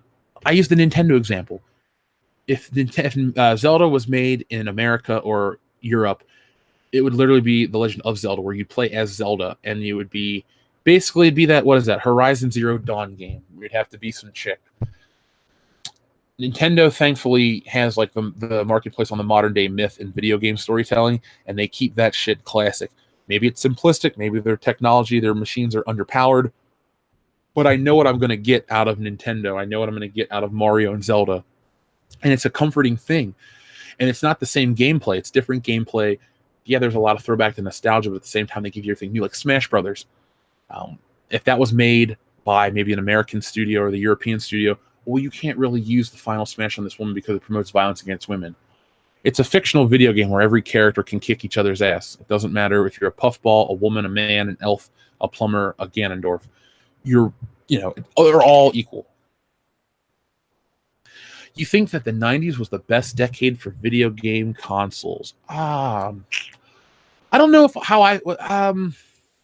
well, in the 90s, you had Super Nintendo, had the Nintendo 64, the PlayStation, and the Dreamcast. Those were the four bit. Well, you had all this. Oh God, you had the Sega 32X, Sega CD add-ons, which Genesis is from '89, so I don't know if I'd count those. But then you got the Saturn and Game Gear, Nomad, all that stuff. I guess that really was a good decade. But the next decade, in the 2000s, you had the PlayStation 2, the Xbox, the GameCube, the Wii, the PS3, the PS4, the I'll go in the well, I can't say the PS3 because that was 2014, 13. I'll go from 2000 to 2010. I think had better consoles than the 90s because Super Nintendo is legendary, and I'm not saying it doesn't have a better library than some of the new stuff, but the PlayStation 2, I'd argue, is the best console ever made, and that came out in the year 2000. Mareth Dioline, thank you very much for your very generous super chat. Sup, Jeff? Bad news about my friend Luciferi. He's struggling to make a profit on his work, and he recently had health scares, so he's stressing out. I've been spreading the word about him, but don't know what else to do. Remind me, we'll tweet something out about your friend Luciferi to help. Hopefully people see this video. People are listening right now. They want to check it out. If you want to tweet out the link, we'll retweet it. Tag us in the post because, it's your friend and you're a friend of our channel. And a friend of our friend is our friend. So we don't want anything to happen to your friend Luciferi. If you guys have any ideas or anything you want to throw out there, let me know what we can do to help you out. I don't know what I could do personally, but as a channel, maybe we can just spread awareness. And hopefully the health scare isn't too bad or serious at all. Hopefully it's just a scare that, you realize nothing's wrong. And, tell your buddy to relax and maybe take a day off to just, recuperate, detox mentally, and relax. Don't, lay in bed, watch some stuff that makes you feel good, listen to some music, take a deep breath, think of the things that, they're thankful for in terms of like, hey, the health scare was just a scare. I know what I need to do. I'm not actually unwell, stuff like that. But what is it, Luciferi over on Patreon, and you could feel free to share the links and stuff on our Facebook page to help, spread the word. And you know how to contact me, Mareth, and I'll do what I can to help you out. Reed Palancia, thank you very much. We are more constrained in our expression. There are too many that took to take. Hold on. Sorry. Let me do that again. We are more constrained in our expression. There are too many that take offense, and hypocrisy is the virtue today. It is good to be a part of your live chat again. Reed Palancia, thank you very much. There are too many that look to take offense, and hypocrisy is the virtue of today. Okay. I'm sorry. We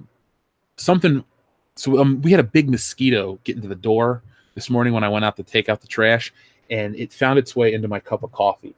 So I'm like wanting to sip the coffee, but I realized there was a mosquito in it, and I'm kind of pissed off. So I apologize if I sound a little funky reading that. I'll have to drink water now. And I'm glad to have you back. By the way, Reed, now there are too many that look to take offense. I guess offending somebody is their way to get into the conversation. Well, I'm offended. Well, I don't care. You have the right to be offended. I have the right to not give a shit. It's funny. We talk about these people on the internet. It's like in A Nightmare on Elm Street. Has everyone seen that movie? Press 1 if you've seen A Nightmare on Elm Street. In it, Freddy Krueger has this power to kill and murder in your nightmares. But when Nancy realized that I refuse to give you the power, he goes to swipe at her and he dies a death. That's what we can do with this SJW scourge on entertainment. Ignore him. These companies could ignore him because what we have shown over the last couple of months is that the woke audience does not produce woke dollars. They just bitch online, and then I got my point across. I started the hashtag, like that girl that was on that TV show. Well, I started the hashtag. You know what? I started hashtag Jeff made me derp it, and people still send me that shit today. What do I get from it? Nothing. Oh, you started a hashtag, Jeff. Yes, I did. You know what, though? I also went out and created an Indiegogo for a comic book called Stealing Solo that's actually producing a thing. It's not a hashtag. It's not anything stupid like that. These digital hashtags do nothing. Now, with this whole offense culture, these companies, they want to make money. That's what these companies do. You know what you do? You ignore the piss out of these people. Let them be offended all day long. That is their right to free speech. Don't pay attention to them. That is your right to ignore the shit out of them. So just, you can be offended all you want, but I don't have to give a shit. And again, Reed, thank you very much. You meant to say that in terms of choice, after 2000 was really just Sony, Microsoft, and Nintendo. The 90s, every man and his dog was releasing a console. True, but like you really had Sony, Nintendo, and Sega in the 90s, and then you had your like Philips CDI and whoever decided to whatchamacallit, like license that. I mean, you had a lot of really crappy, unforgettable consoles back then. So we'll find out what the case is. Or no, we'll find out the case is. That's why I'm saying that's where I think the 2000s was the better decade for that. So let's see. Who else is saying what they're saying? We're losing a lot of people. Is something happening to the technology on my end?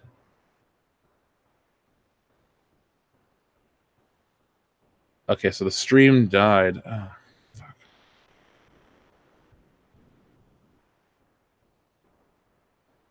Some people hear me, some people don't. We're losing hundreds of people. I'm still here. Everyone's still hearing me. Let's see. Eddie Max of Andor says, hashtag mannequins riding horses. Damn right, hashtag mannequins riding horses. There we go. Now people are back. Mareth Dialine, thank you very much. Heading to work. We'll message you with the details on Patreon when I get back. Thank you, Mareth Dialine, for all you do for the channel. And we're going to do what we can to help your friend out. By the way, folks, I'm going to be checking out the Patreon emails tonight. Like I said, I had this show. Had to go to the show? No. Wanted to go to the show. Had a fantastic time. But because between the show, the travel, stealing solo, the high council, and all that stuff, I haven't had a lot of chances to sit down and do that. So today, after I knock out the rest of this page, it's going to be stealing solo, or it's going to be an email response Patreon day. And if anyone's out there who's wondering when I'm going to have time to have them on the show for their commentary, count early, next week we'll start getting the ball rolling on that. So I'll make sure I check that out. Okay, a lot of people just need to refresh. I'm here. The thing is, I'm talking, and we had, almost 600 people, and now we're down to 365. So we're losing, 45%. And I'm just like, Jesus, that sucks. So, okay, then a lot of people aren't losing me. It's just their internet. I was checking to see who went live. I was like, what the fuck did I do? Because that's, you see the numbers drop, and I'm like, okay. Somebody going live, did some crazy event happen? Did Thanos snap his fingers? We'll find out. Domehammer, I agree with your statement about sodas were better before high fructose corn syrup. A lot of food additives and stuff aren't what I'm getting at. I just meant like the variety of food, the quality. And now we live in a time where, you have that Blue Apron crap and people want fresh, natural ingredients. And thanks to technology, you can get certain things all year long. Like I was talking to my grandma, she's like, yeah, you used to only be able to get certain things at certain times, and now we're able to get it all year long. Maybe it's not the freshest, the best version, but you can still get it. So it's nice to have that opportunity. The woke came from my live stream, but I'm not white. They're hypocrites, and they can't stand to fall apart on their own words. Oh, Pete, I don't have the Scarface Blu-ray to give you an opinion on that one. I apologize. Superfan Adam Shawhan says the PS4 lost you, the iPad didn't.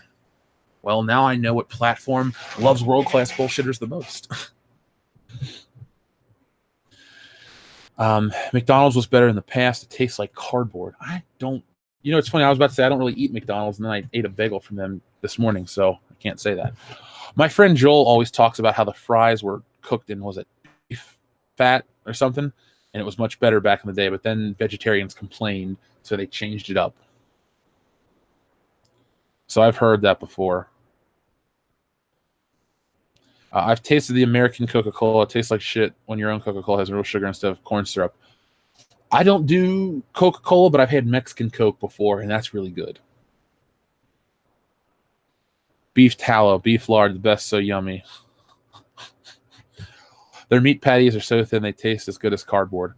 I don't ever consider McDonald's on my radar. We have a street by me, and if you want a fast food restaurant, with the exception of Chick-fil-A, which is about 3 or 4 miles away, it's got everything. And if I have to eat there, I usually go for Wendy's because they have better quality meat. I've had Swedish Coke. It's great. I've had Colombian. No, I'm not even going to make that joke on there. You two may misconstrue my words as something terrible. Yeah, don't ever try U.S. Coca-Cola. Don't. You know what? You drink what you want to drink, but U.S. Coca-Cola is not going to be on my list. There's less fast food outlets in the 80s and earlier.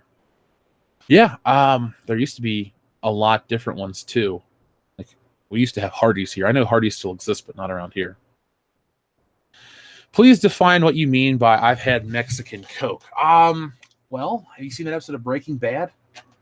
No, all joking aside, I had Mexican Coca-Cola. Dan and I were at the grocery store, and he's like, "You want one?" I said, "Sure, I'll try it." So I had a bottle of Mexican Coca-Cola, and it was fantastic. Yeah, you've asked a question on the Patreon page. We've been out of town. I told you guys when we were out of town, we wouldn't be responding to any of our messages. So we're back now. Yesterday was my first day with Good Morning Pop Culture, and we'll get back to all that stuff. Tonight, the group's back together as one. Makita Gut says, I backed Solo, and I'm thrilled to join a chat before work. Makita Gut, or Goot, thank you very much for backing Stealing Solo, a Captain's Parody, and I'm glad you're here with us this morning. We're here soon. We're going to be here 5 days a week, and I hope to see more of you. It's always nice to see new people in the chat, and I'm so glad that Stealing Solo appeals to you. And everyone out there that's waiting to see more, well, you guys are going to get more, and it's going to be good. So be prepared. I'm excited to show you guys. I haven't had a chance to watch the Red Letter Media Last Jedi review. It's an hour long. We had the High Council, and then I went right to bed, and then I got up for this show. So I don't do much late night stuff. Maybe I should, though. Good morning to you, Commander Cody. Never heard of Sprecher soda. Makes your shit green the next day, but it's damn delicious. Never had it. I'm not really a soda guy. I am not a soda guy. I'll drink a lot of beer, though. I'm glad you enjoyed the High Council last night, Adam. Yeah, Jeremy from the Quartering was great. It was really nice that he's like, oh, I watch your guys' videos when I work. I'm like, well, I watch your videos when I work. So it's kind of cool that somebody that I respect on YouTube watches the content that I produce. So it makes me feel good about that. So a big shout out to Jeremy. It was funny when we were in Indianapolis. People were like, he got punched right down the street, man. Did you see that? There's a big size difference between Jeremy and myself. And all the guys from the show are, all over 6 feet tall. And some of us are crazy. Like, Kendo will not put up with shit. Like, if somebody gets violent, Kendo is that dude that'll just, elevate it. And when you're with Kendo and he's on your side, you are completely safe. So I have nothing to worry about in terms of any violence towards the channel. Plus, Dion's a security expert who is trained in Krav Maga. He doesn't talk about it. I mean, he's talking about it publicly, so it's not like I'm breaking the fourth wall or ruining any secrets, but we're not, we're prepared. The Pui. Morning, Jeff. Morning, the Pui. Thank you very much for your support of the channel.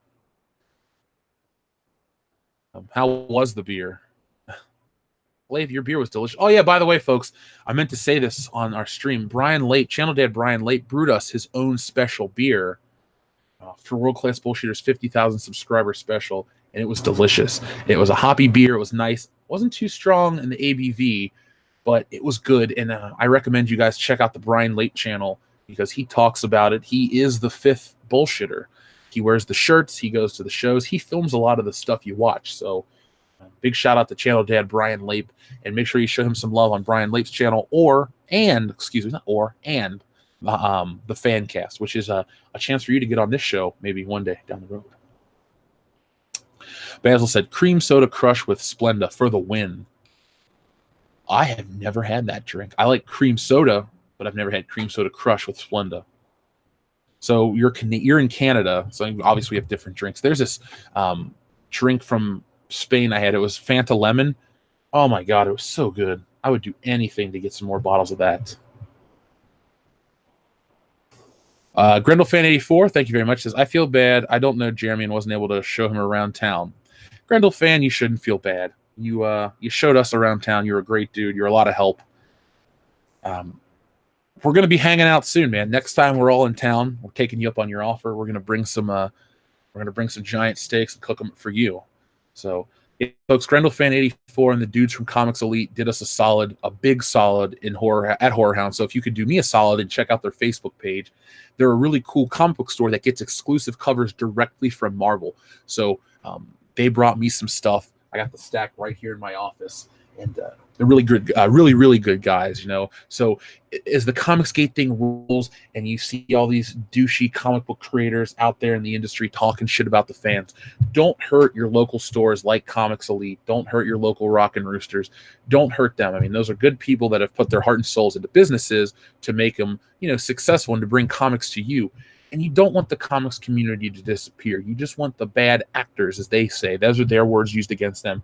You want them to disappear. The douchiness should stop with them. They should suffer, not your stores, the people that aren't responsible, that just want to give you guys fun, entertaining stories. Trencher 1375 says, "You're the biggest YouTube channel. I wish I was the biggest YouTube channel, but if I'm the biggest YouTube channel to you, thank you very much, Trencher 1375. Shit, if I had PewDiePie numbers, look at it like this. Mr. Medicare went live last night. He had 17,000 watching his stream. Couldn't imagine the chat in that thing. That had to be going by, a mile a second. I would love to have those numbers. And you know what? We're going to continue to work to get there. People say, oh, you'll never have those numbers. Yeah, we will. It's crazy. We last year at this time, you said you almost have 100,000. I don't know about that. Well, fuck, it happened. So just you can make anything happen. But thank you, Trencher 1375. Insanity Method says, working and lurking, looking forward to Stealing Solo. Insanity Methods, thank you very much for backing Stealing Solo. Stealing Solo does ship worldwide, for those wondering. And it's looking like the book is moving along quite nicely. This colorist I've hired is a fantastic guy who does great work and is very dedicated to his craft and excited to work with me. See, a lot of times you find people that just, do the work to do the work, but this guy is very passionate about it, and he's very good. So thank you, Insanity Methods. And if you're out there, wherever you are in the world, if you're thinking about Stealing Solo, it will come directly to you. Let's see. Cesaria Japan, thank you very much for your super chat. Japanese sodas are even more wilder milk soda. Huh.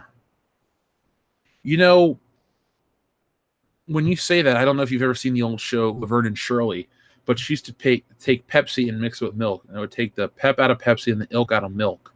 And that was like the thing she would drink on the show. Does it taste like that? Well, I don't know. I don't know if I could drink it. It just makes me feel like I might puke. Or it might taste like a soda float. Some people like those. Adam Shawhan says the world-class bullshitters community is the best community. Well, thank you, Adam Shawhan. Like I said, the people that came out were so incredibly nice and friendly at Horror Hound, and I can only imagine that it's going to be like that amplified at Star Wars Celebration. We met Adam. We hung out the entire afternoon. It was great.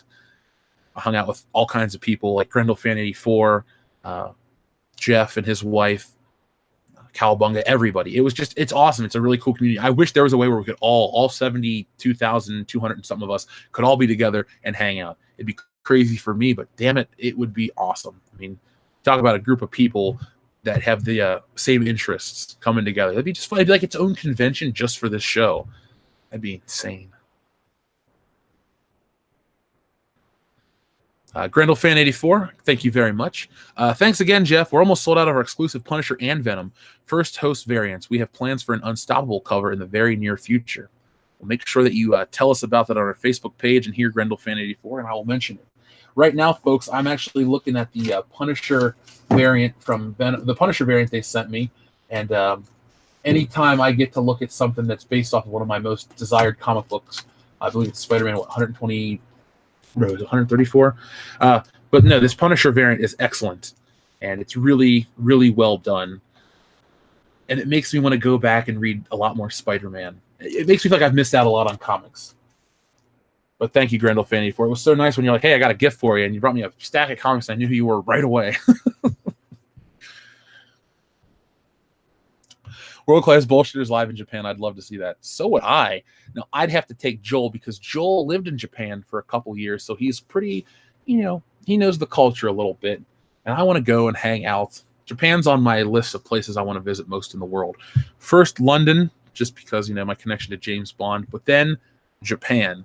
And yeah, maybe I don't want to do the countryside that much. I want to visit the big cities and go to the what's that one area where they do all the gaming and the toys and stuff? Like, I'm just going to take a bunch of money and go shopping there.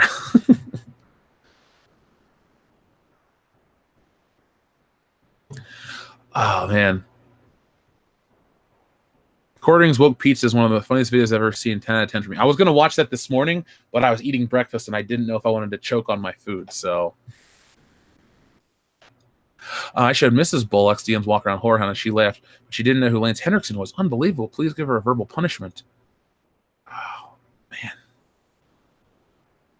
Your wife didn't know who Lance Henriksen was. That's okay. When I explained it to my mom, she didn't know who he was either. So Mrs. Bullock's bad. I'm just waving my finger at you. You've hurt your husband by not knowing Lance Henriksen. Folks, if you know who Lance Henriksen is, for the transgression of Mrs. Bullock's and my own mom, please press 1 to show. Please press F to show respects for Lance Henriksen, who's alive and well and a fantastic actor and a very nice man who gave my friend Dion a hug just because he wore a turkey suit. So Lance Henriksen is a perfect example of a celebrity who goes to these conventions and really does want to meet the fans, isn't worried about making money every minute. He wants to make the money, but he won't ignore you if he's not getting paid. Some people are like that. Some people, aren't. And Lance Henriksen's a fantastic guy.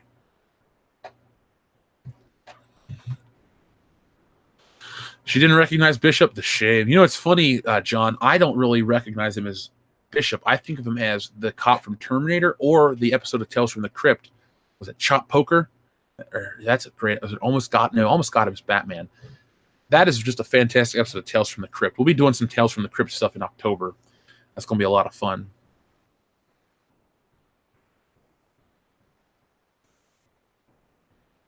The Horror Show, one of my favorite things he did. Yeah, most people are saying Bishop here. Those are the good people, the ones who should get roles, not these woke actors.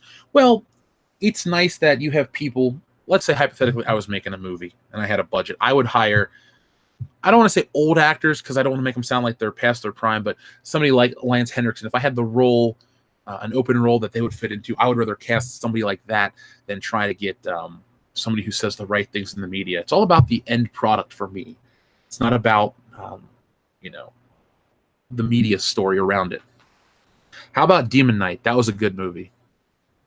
She hasn't watched Aliens either? Oh, dude, come on. You go rent a copy. No, buy a copy. Aliens is worth your money. Go make your lady sit down and watch that movie.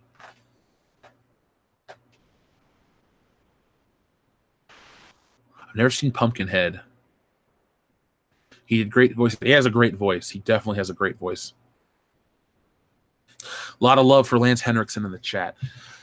So let's do one of our favorite segments. Now, I've been looking up the bad comic book art, and I've been having trouble finding stuff because it's starting to pick up the same stuff over and over and over. And I don't think you guys really want to keep looking at the same thing, because I know I don't.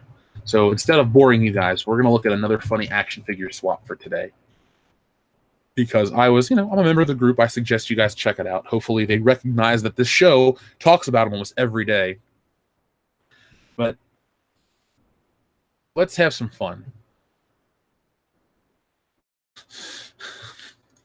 Hopefully this one makes you laugh as much as me. So now this is on eBay, and if you guys are, inclined to do something stupid, make sure you go and bid on this. But so let's play a game. What would you pay for a Marvel Legends Hulk Age of Ultron Thanos Build-A-Figure? Would you pay $20, which was the retail price? Would you pay $50? No? How about $100? How about the amount this crazy asshole wants? $3,000 plus $7.30 shipping and handling, or the buy it now price of $5,000. Estimated delivery September the 10th. Yakase, thank you very much. Lance had a few scenes in the first season of Into the Badlands. Made me happy to see him. Yakase, I have heard about that show, but I have not had a chance to watch it. Makes me want to watch it more, though, now that Lance Henriksen got some love and respect in that show. So thank you, Yakase, for supporting the channel. We appreciate you. And Thank you to Into the Badlands for Lance Henriksen love. Cesaria Japan, thank you very much for Super Chat. Idea, bad comic art foreign edition. Why don't I like that idea, Cesaria Japan? If you guys have ideas for bad art, why don't you post? Somebody go over and post some bad foreign comic book art on the Facebook page, and I'll show it in a moment. That's not a problem for me. But we never did a video on Bubba Hotep. We could. I like that movie quite a bit. So does Nick. Kendo would love it too.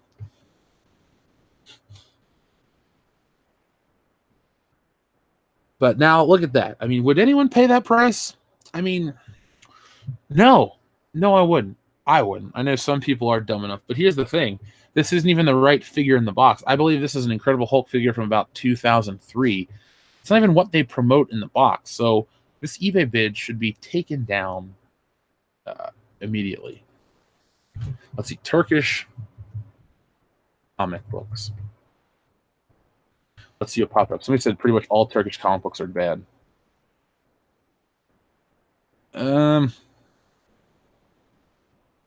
Wait, is that no, that's James Bond by John McCluskey. I was like, that's not Turkish, that's James Bond. I'm trying to find something. Wait, aren't there well, I know Turkish Star Wars is a movie. Have you guys ever seen Turkish Star Wars? Have you ever heard of Turkish Star Wars? So I'm going to teach you guys something if you've never heard of it. So right here, because we talk about Star Wars on this channel sometimes, right? This is kind of a Star Wars channel. We love the franchise. I think so. We've been known to talk about the movies once or twice. I'm going to teach you guys something new. It'll be a little different than our bad art. Turkish Star Wars is this, and I'm going to read you some of the information on it, because if you need a good laugh after Good Morning Pop Culture, make sure that you watch Turkish Star Wars. So let's talk about, let me get the Wikipedia page pulled up and we will talk about it. Because I was in high school when I first caught Turkish Star Wars, and it is terrible.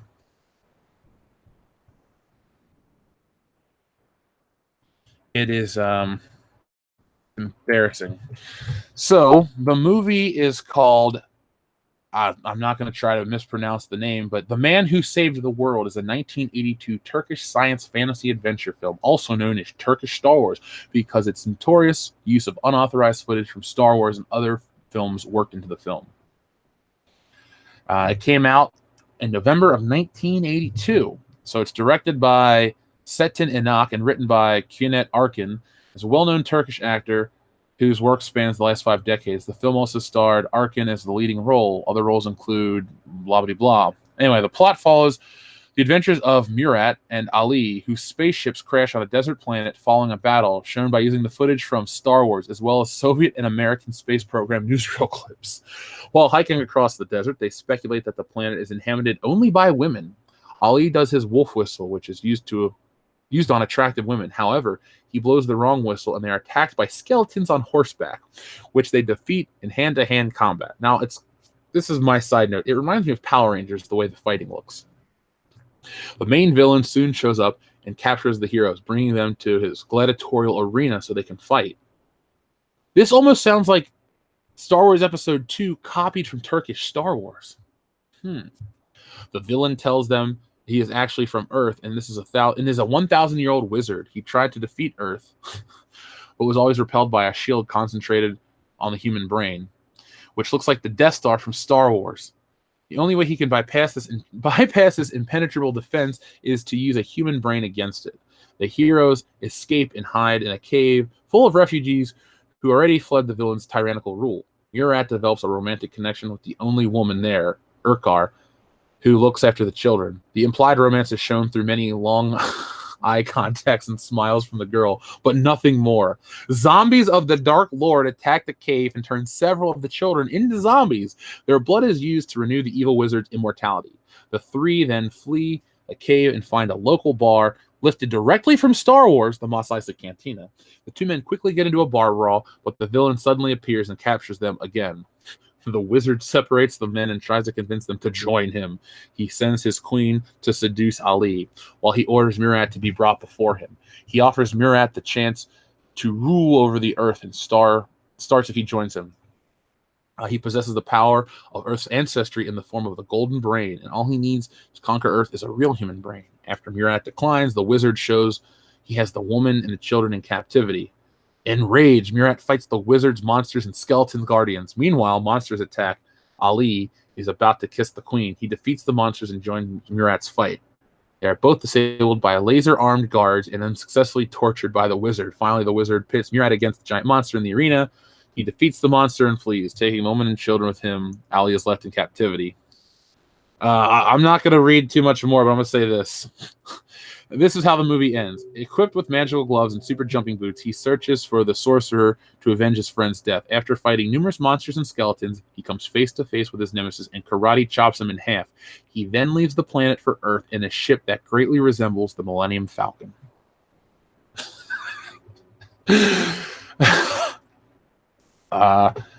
Yeah, that's the fucking movie.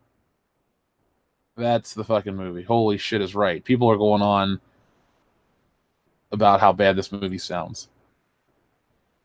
So, one thing I wanted to bring up is the main theme of this film is the Raiders March by John Williams. Other scores from this that are incorporated into this movie soundtrack are Moonraker, Ben-Hur, Flash Gordon, Battlestar Galactica, Planet of the Apes, Silent Running, Moses, and Disney's Black Hole. Now, the funny thing is, too, is the way their audio track was. So the Indiana Jones theme would play dun dun dun dun, and then they would do a karate chop, and it would stop and go whoosh, and the music would stop and go dun dun dun dun dun dun whoosh, dun dun dun dun. It was so dumb, but I recommend you guys watch this. It is a bootleg masterpiece, and I can't recommend it enough. If you need a good laugh, if you and a group of friends want to get drunk and watch something that's irredeemably bad, you watch Turkish Star Wars or The Man Who Saved the World. Okay, so let's see. Where is the post of the bad comic book art? Let me look this up right now because people said they posted it on our Facebook group. Well, Official World Class Bullshitters Facebook group. And I'm looking for it. All right, from Amy Minty. Worst comic ever. Drax and the Punisher. Punisher, shoot me in the face. You got to keep me angry. Oh, this is supposed to be the Hulk. I don't know if I'm going to show it. This isn't terrible. This makes me kind of laugh. The artwork's bad because they all look the same. It's weird how much the Punisher looks just like Captain America in Infinity War. So let's pull this up because this is a two-pager. We got to show both pages right now. First off, we had a super chat from Yakase. Thank you very much. Still better than The Last Jedi. Yeah. Definitely right. World Class Bullshitters watch party. We can make that happen. By the way, we're having a watch party for Avengers Infinity War tonight, about 9 o'clock. So don't miss out on that one. We've been wanting to do one for a while. The movie's officially out now, so we're going to talk about that and have a good time. Kendo, Nick, Dion, and myself love the movie. If you love the movie and want to talk about the MCU and how it's getting ready to be infected by the SJW garbage, well, damn it, George, swear and watch that tonight. So gotta stay angry, right? Punisher, shoot me in the face. You gotta keep me angry. You wouldn't like me when I'm not angry. Shoot me in the face. Do it now. Sorry for the Arnold impression. And so the Punisher shoots Hulk in the face. Shoot me in the blam. Blam, blam, blam, blam, blam, blam. That's enough. Let's go. That's awkward humor. That is awkward humor. There we go. I have never seen Turkish Rambo. Let me Google that. I need to check out Turkish Rambo. Turkish anything, with the exception of Turkish coffee or Turkish cigarettes, just make me not want to check it out. Uh-oh, Channel Dad Brian Late posted in the group. What did he post? Oh, link to the fan cast. I'll give that a like. See, Turkish Rambo. What the fuck? It's got a 3.8 out of 10 on IMDb. This guy's got an afro. Let's pull up Turkish Rambo. Rampage. I guess you gotta give these people credit. They can only do what they can do in terms of film. But man, Turkish Rose Tico. I'd watch that. She'd be actually threatening. So this is Turkish Rambo. And let's see what it says about Turkish Rambo. Rampage is a 1986 Turkish cult action film written and directed by Setin Inak, featuring bodybuilder Sadar Kebepakyar, a Turkish commando who must infiltrate and capture a group of terrorists living in the mountains. It was released in 1986 and in the USA on April 24th of 2009. Wow, it actually has an official DVD release. The film is the second of two films, along with Wild Blood, Turkish whatever, 1983, is also directed by Inak, commonly known as Turkish Rambo because the plot and stylistic similarities copied from George P. Cosmato's Rambo's 2 First Blood Part 2. It's also available in English, dubbed U.S. theatrical release by Ed Glasser. Jesus. This is like Samurai Cop level shit right now. Insanity Methods says, any Punisher Frankencastle art is always funny. Yeah, I agree. I've seen that stuff. I'll show it in a minute. When am I showing more art for Stealing Solo? Coming up. I've talked to the colors today or yesterday, and I'm going to be talking to him more today about his timetable. And I'm going to finish up the page I'm working on, send it out to him, and I'm going to do weekly updates. Once I get a timetable from him, we're going to do, for the first couple of weeks, we're going to do weekly updates with a new page as we're promoting it, and then we're going to talk about the new stretch goals, like the Indiegogo Comicsgate trading card set that all the Indiegogo guys are putting together. We're going to have a stretch goal for that so we can put that out and be competitive with everyone else. So don't worry, you're going to see it before you know it. I've been looking at it every damn day and been showing it to a couple people in my life. So yeah, Turkish Rambo's real, Turkish ET. Oh my God. Oh no. I don't know if I can handle that. Maniac Cop versus Samurai Cop. Yeah, I would watch that movie in a heartbeat. I love Samurai Cop. It's so stupid. I read somewhere that Eddie Murphy's about to have a new child, and the 8th. Jesus, man. Eddie is going to give birth to, or not give birth, but Eddie's going to, help conceive a fucking football team. I'm just looking at this guy. I mean, he's in as good a shape as Stallone, but still, my God, does that look dumb. All the E.T. ripoffs are terrible. Yeah, but are you telling me that Mac and Me isn't a fantastic flick that you don't love? Because that hurts my feelings to have you say that. Sorry, 10th Child. Jesus.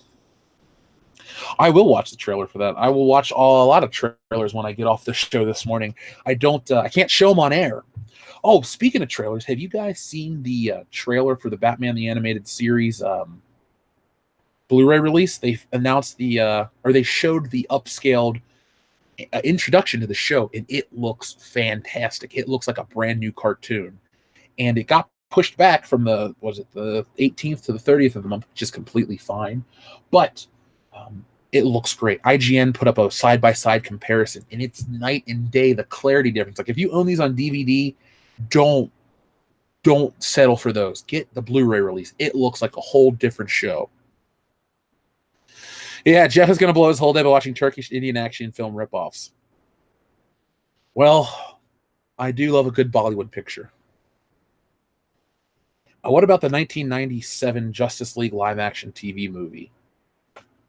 What about it? I've seen clips of it. It looks stupid. It looks very, very dumb.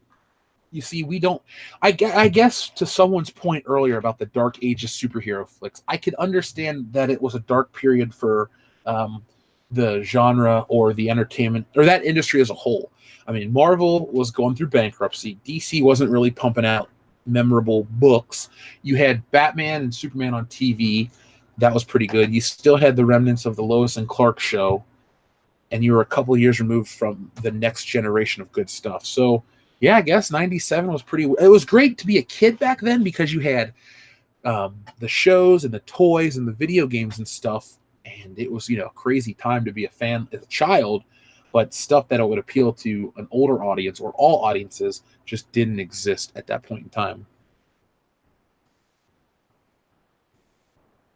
Yeah, it got pushed back to Halloween, and it's worth the wait. I will spend my Halloween night Well, maybe not. I'm going to do what day is Halloween on? Let's look that up. We might do a Halloween live stream for those who aren't going out to parties, because I believe Halloween is a weekday this year, right? Let's find out together. Calendar, October. Halloween is on a Wednesday. So you know what? We have we do live streams on Wednesdays, like we're doing Avengers Infinity War tonight. We'll do a Halloween live stream. It's going to be... it's going to be good. Trust me. We always do it good on Halloween. Can we post links in the chat? YouTube does not allow that. Hopefully they do a Batman Beyond Blue release if this does well. You know, in Sanity Methods, I'm betting on that's the litmus test. So we're going to have animated series come out. This takes off because it's going to do well. Then they're going to use some of that money to upscale Batman Beyond. And then you'll get Superman. And then you'll get Static Shock, and then it's pretty much it, right? For the night. Well, there's the Zeta Project, but you know, hey, let's do that. What time's the watch party tonight? 9 p.m. Eastern Standard Time. The guys and I will get together and we will talk about it. We'll have a little lobby. So at 9 o'clock on the dot, the movie doesn't start. It'll just be, you know, get here at 9 and we'll talk about the movie and stuff. And then we'll give you guys plenty of notice. And we're going to do a clock so you guys can keep the timestamps up to date and all that stuff. And I'll make sure that you guys do not miss out on that. So if you show up, it's going to be a guaranteed good time. They always are here on the channel. We have great chemistry with the ourselves, me and the other guys. And we're going to talk about a movie we love. You know, I've had so many people say, Jeff, I love the show. Talk about stuff you love. Well, you know what? I loved Avengers Infinity War. Had a great time. And if this does well, we're going to do a lot more stuff that we love. I'm still wanting to do my video, Beverly Hills Cop: The Forgotten Blockbuster, for Patreon. And the reason I'm doing it on Patreon, not to hide it and not to, punish you guys who can't afford the Patreon. It's because I can use the music from the movie on Patreon, and I can't do it here. That's really about it.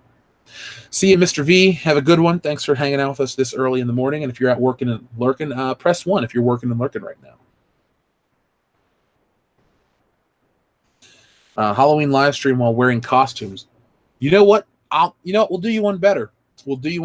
Dion was super chatted a turkey costume, but the turkey costume's with me. So if you want to crazy costumes for us, you guys know what to do, and we'll wear whatever you guys send us or buy us. I'll wear. I mean, it's got to fit me. You can't send me like a child's costume because I literally couldn't get my arm in it. But if you guys send us like, I don't know, a Power Ranger mask or something crazy like that, we'll make it happen. So Brandon Moist, I'm well. Anthony Mata's working on art. Ooh. I was doing that last night during the High Council. That was the first time I pulled double duty. I had both computers up, and I was working. I was inking the last panel on the first page, but there's still some more stuff. I'm actually floating an idea. Do you think it would be a good idea if we offered a spot in the comic itself? One of our fans came up to us and told us that would be a good idea. And like I said, at the first page, I have like 5 or 10 open spots. So I'm trying to play around with that idea. Press F if you think that'd be a good idea for Stealing Solo, because I can do that. I can draw people in the book if they want to be in there. I want to see all world-class bullshitters in Stormtrooper armor. Woo! Oh my God! We would play like this the entire show, and we'd be sweating, and you would just hear like ruffling of like armor and shit. But I mean, if you guys want that, you know what to do. You'll send us the costumes from those old Fruit of the Loom commercials. I love those old commercials. Do it. Do it.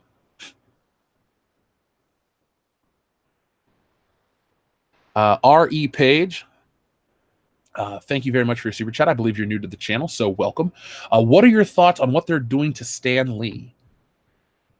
Have they done anything new? I had heard last that Stan Lee was being... I thought everything was worked out in Stan Lee's favor. Like, he wasn't going to do conventions anymore. He wasn't going to be forced to be associated with one of his business partners. I had assumed that that whole thing had worked out. Let me check out what's up with Stan Lee right now, because if there's something new, I feel really bad for him. So let's see, Stan Lee in news. So it looks like nothing new has come out, but you want me to talk about what has gone on for the last couple months. Okay. I think the Stan Lee situation is pathetic. Stan Lee is not pathetic. Stan Lee is an icon and deserves respect. But the way they've treated an old man and marketed him and used him is pathetic, because you wouldn't do that to your grandparents. You wouldn't do it to your parents. You wouldn't do it to anybody else. You look at Stan Lee and you see money. You see the ability to take his work, his legacy, his lineage, and make yourself some money in the process. Why? I don't know why. You're not entitled to his shit. You weren't part of the Marvel bullpen. You weren't there. You don't know the legacy.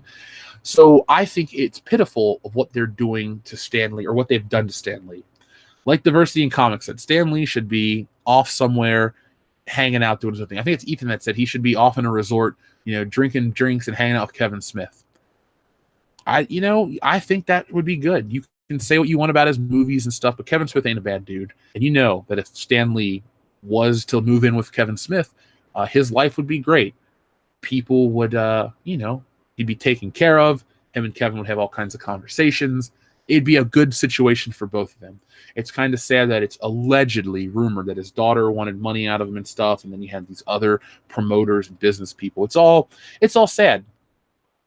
These are people, old people. Think of how your grandparents are. My grandma's 1 year different than Stan Lee. She's 94. Stan Lee's 95. I couldn't imagine in a million years treating my grandma the way that people have treated Stan Lee, or letting anybody treat her that way. So it's messed up what they've done to Stan Lee, R.E. Page. I'm a big fan of Stan Lee's contributions to the industry. If it wasn't for Stan Lee and the way he sold Marvel, we wouldn't have the MCU today. We wouldn't have an industry the way we do today. Stan Lee's contribution, depending on what you consider his contribution was. Do you think Jack Kirby did it all? Do you think Steve Ditko did it all? That's up for debate, and that is a discussion to have another time, and I'll gladly have it here on the channel. But for what Stan Lee did and the importance of his contribution, he deserves to be treated humanely and with respect and dignity. So anything that is done to Stan Lee bad, I don't like it at all. I don't like it one bit. So thank you, R.E. Page.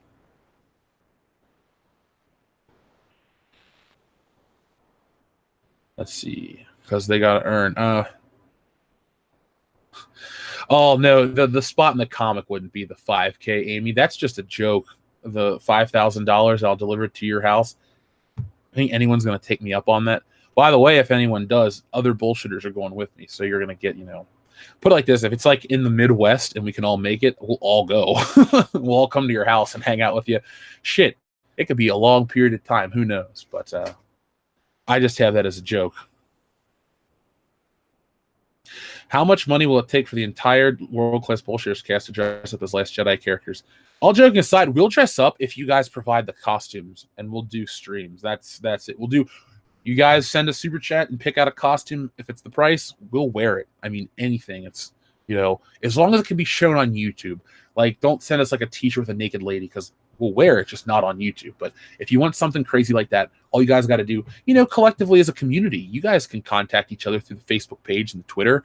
I mean, our friend Jeff the Iron Wolf is like a liaison between a couple of the channels. He's a good dude. So, just take it amongst yourselves, and you guys can vote or make a poll or something and send us the costumes. And if somebody sends me a purple fucking wig, I'll dress up as Admiral Holdo. But, gotta do that. Yes, Stan Lee deserves better. He's all good, though. EVS said, let the man retire. What kind of a hat is in JJ's mystery box? A Stealing Solo hat. I would like to tell you it's a pink pussy hat, but, this isn't Geeks and Gamers coming at you with another video. Lost Cause 78, thanks for sticking with us as long as you have, my friend. I'll catch you next time. I don't know. Jeff, who else? What do you mean by that? Grand Moff Tarkin. Purple wig, Jeff. We know you can do it, champ. Find an Admiral Holdo wig, and we'll talk. I'll have one sent here. I used to think Laura Dern was hot. Now, I don't know. I only knew her from Jurassic Park. She's fine. I really don't have any... She's not a bad-looking woman. I just hate Admiral Holdo. What a shit character. Where do I see your comic solo? Let's see. I'll send you the link right now in the chat. You guys can click on that if you're curious. It's doing well. We're at 14,000 $450. So it's gone up during the show. That's awesome. There you go. Good luck with your book, R.E. Page, and thank you very much for your Stan Lee question. I could pitch money for a Slave Leia costume. We should have Nick wear it because he's got a beard and it would be funnier. So let's see. We're getting near the end of the show, so why don't we get into the Jeff Anything segment, where we can talk about anything you want. It's an ass hat in the mystery box. Let's see. Somebody said she's a 7.5 out of 10 in Blue Velvet. Let's see what she looks like in Blue Velvet. Laura Dern. Blue Velvet. Isn't that the David Lynch movie?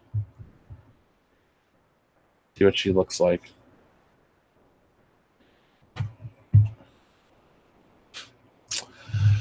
The hair is super dated.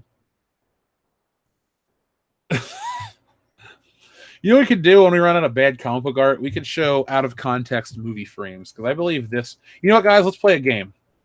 Who can come up with the best dialogue for this picture that I'm about to show you right now? Seriously, somebody make me laugh with this. There we go.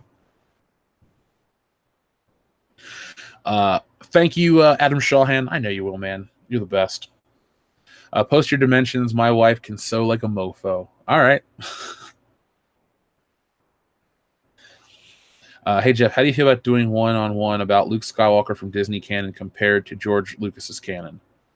That could be something we work out soon. I'm all about Luke Skywalker. I miss the real Luke.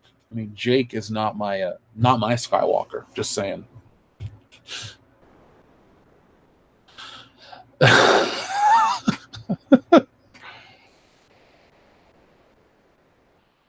Let's see. EVS relaunch. How you feel about it? Good, bad thing, etc. Oh, it's great. Comic Skate's a great thing. It's everybody's a winner. So, you know, more power to the what is the character's name that's the alternate cover? Oh my god. Not Praying Mantis. Cyberfrog and something. I got Cyberfrog coming. I was an adopter back. God, I don't remember when I picked up my copy, but I'm definitely a backer of Cyberfrog, and it's cool. The one that blew me away was Doug Tenaple, the guy from Earthworm Jim, back stealing Solo. I was like, oh my god, that's so cool. You've just been cast in The Last Jedi. Sorry, Barbara, my Netflix subscription ran out last week. I'm only on the Disney streaming service now.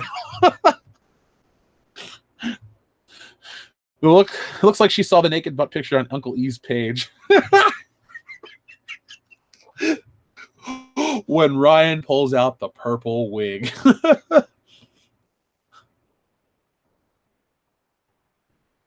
Oh, Salamandroid. Okay, there we go. Why did I only get 50 likes on my Facebook post? Very upset blonde person. You're tearing me apart, Ryan. Wrong hole. Have you guys ever heard that song, Wrong Hole? It's on YouTube. It's like a decade old, but I used to watch that in college with my buddies, and we would laugh our asses off. Oh, God, I'm not in the new Jurassic Park movie? No.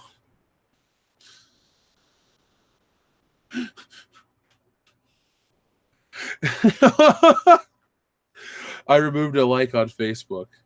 Oh, that's what she's feeling. It's her body. Oh man, some of these are dark. God. When the McPoyles show up in the shower with you. The milk's not warm enough, Laura Dern. The milk's not warm enough. She had to kiss Ryan Johnson, subverting that muff. Ryan Johnson is a human. 2 girls, 1 cup. That might be my favorite one so much. You don't get called whole dough for nothing. Ew.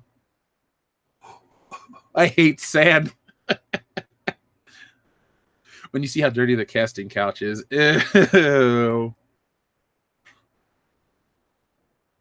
It makes me moist when you hoist. Brandon Moist is still being felt on this channel. What was that 2 months ago, the Moist episode? Let me look up the actual date, because that dude will never be forgotten here on the channel. So let's see. Damn, this week's episode's actually kicking ass. By the way, folks, episode 137 of World Class Bullshitters is only on our streaming service. So if you guys are looking for that, no, we did not forget to upload an episode. No, we didn't skip a week. We just we moved it to there because of the audio issues, and that doesn't really work well on YouTube. May 31st, 2018 was the Moist a Star Wars Story episode. So, Brandon Moist, you are an icon, and your episode, named in your honor, has 1,164 downloads. So that's one of our highest downloaded episodes ever. Maybe, I always talk about our Fan of the Year awards.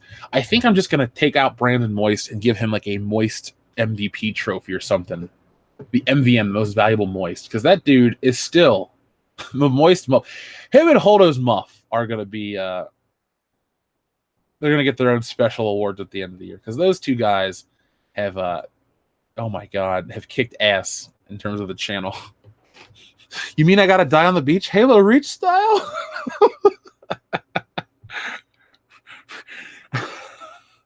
I asked him to take his ring off. He said it wasn't a ring. It was a watch. Oh, my God.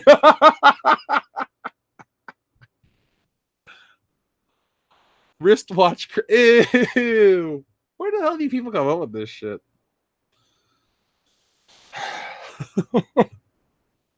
The MVM, Most Valuable Muff. There's a lot of M's on this channel.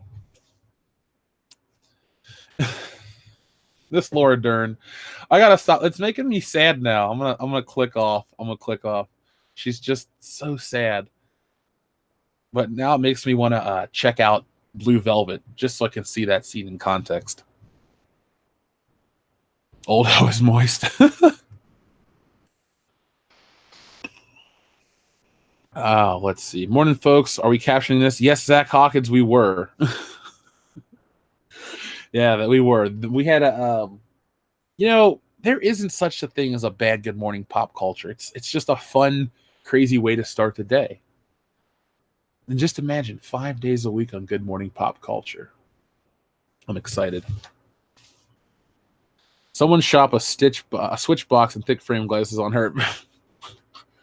God, should have been, was it Vice Admiral Gender Studies in the 80s? So she would have just been the girl into poetry. Would Ali Sheedy's character from The Breakfast Club be woke? Is that the 80s equivalent of woke? I don't think so. I think, what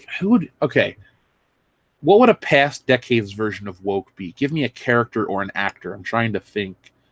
Like a 90s Natalie. Well, no, she was too young to be woke back then. She was just idealistic. The purple muff gave her a UTI. Ew.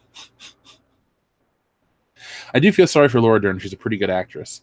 I don't feel sorry for her because she is a good actress, and I don't think Star Wars has hurt her career. She has a lineage, before Star Wars, and most people know her as Laura Dern from Jurassic Park and other things. So I think she'll be fine. I mean, isn't she dating like a famous basketball player or football player or something? So I think Laura Dern's doing all right for herself. I wouldn't be too concerned. Those Jurassic Park checks still roll in. She's going to get Star Wars money. Laura Dern's gonna be all right. I have not heard of... I've heard of David Stewart. David Stewart's cool. I've reached out to him to be on the channel. He said, yeah, and I just years ago forgot to respond, so I need to get back to that. I don't see who thumbs down the videos, guys. I can't, so maybe it's somebody with multiple profiles. You know what, though? The trick to all this YouTube stuff is never focus on the thumbs down or the bitchy, shitty comments. You focus on the thumbs up and the good people. And thankfully on this channel, it outweighs it 10-1. We have the best community on YouTube. We may not have the biggest numbers yet, but we have the best community on YouTube. Percentage-wise, everyone is awesome. Those outlier shitheads don't even count because they're such a small fraction of a fraction of a fraction of a percent. So woke is a disease that people didn't suffer from back then. Yeah, they did, I guess.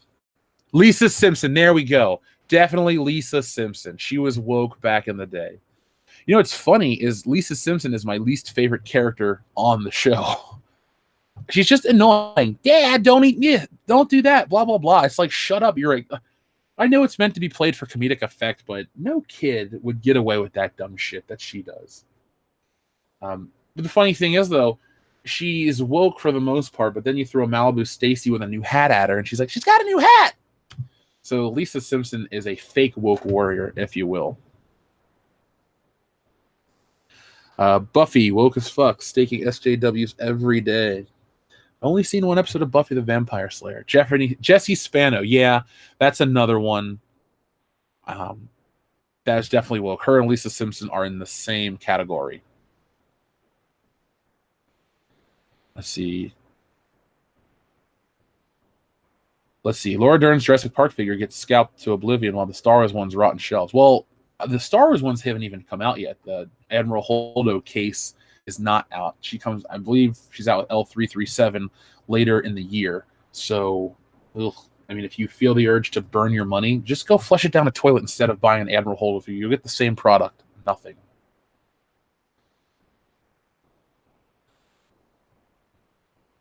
Laura Dern is woke in Jurassic Park. If you watch, she talks about female equality. I believe it was during the dinner scene. Comanche Viper, remember, I've only seen Jurassic Park one time, and that was when I was 23. I remember where I was. I was in New Jersey at an AMC theater, and it was, I believe, the day after WrestleMania. Or no, that would have been the day after that. My point is, I've seen Jurassic Park a whopping one time, and it was okay. I know a lot of people love it, but I just don't have the emotional attachment to it. So I'll never own it. I'll never really get into Jurassic Park.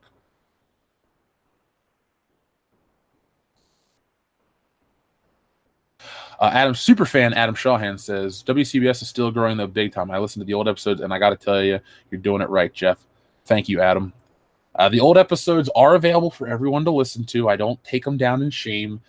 Actually, if you listen to those, it's a point of pride for me to see how far we've come and made it a real thing. The old episodes are, they're different. It's like a different group of guys. But once we got Kendo involved, the chemistry has been right. We don't have to worry about, bad jokes or waiting for people to catch up. The chemistry is there. It's a fast 90-minute show that's just well paced. And I love Thursday nights. You guys love Thursday nights. It's so much fun. Jessie Spano became a stripper when she found out about the real world. Tina says Lisa Simpson is my least favorite of all the Simpsons characters. She sucks. She absolutely sucks. Now, would Daria be woke? Because I liked Daria. Is she too nihilistic to be woke? She realizes the futility of the woke warrior's way, the WWW. Marcy Darcy was woke. Marcy Darcy was the butt of every joke, and that's why I like that character, because she's woke, but she's not righteous. She tries to be, but she fails every damn time. Al Bundy was the man. Maybe the best character ever on a Fox TV show. Well, Homer Simpson, then Al Bundy. And then maybe like a distant fifth would be Peter Griffin. And I'll just add some other people on Fox, like Jack Bauer or anybody. No, Peter Griffin's fine, but no, Marcy Darcy, man, I should watch Married with Children if it's got a Blu-ray release, and I should talk about SJW moments in Married with Children and anti-SJW moments in Married with Children. Maybe make a little series of that. That'd be a lot of fun. Chances of woke Family Guy, it ain't going to happen because Family Guy took a shit on the SJW culture recently. Just look it up. There's a good video on it. I can't show clips. Obviously, I wouldn't show clips of Family Guy because that shit gets channels taken down, not just, copyright strikes. But Family Guy made fun of SJW culture in the workplace, and I suggest you guys all go watch that as soon as this is over. The Simpsons are going to be woke as fuck now with Disney owns it. I say it just goes away. Matt Groening and the crew already made fun of SJWs. Go back and watch that Monty Burns college episode. Microtransgressions and all this other stuff, they make fun of it. Marcy Darcy is today's typical SJW. Yeah, but Marcy Darcy had 2 husbands. And not to sound weird, but Jefferson was way better looking than she was. I know he was only with her for the money, but still, after a while, a guy like Jefferson would have left Marcy Darcy.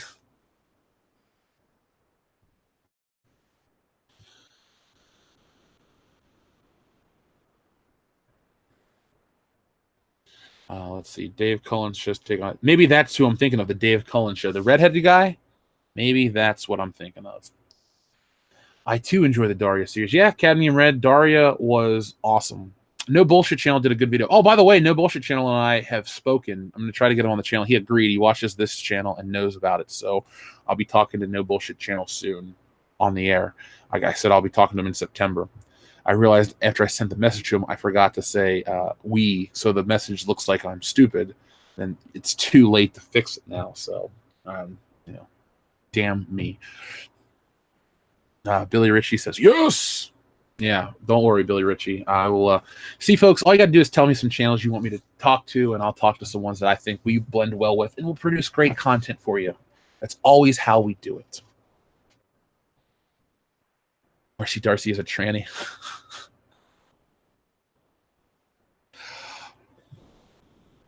Peppermint Patty from the Peanuts show is kind of SJW-ish at times. I think Charles Schultz created a character that everyone hated so much that little kids would write to have killed off. So then he did, and then he would write letters to little kids like, just to let you know, you're responsible for the death of this child or something.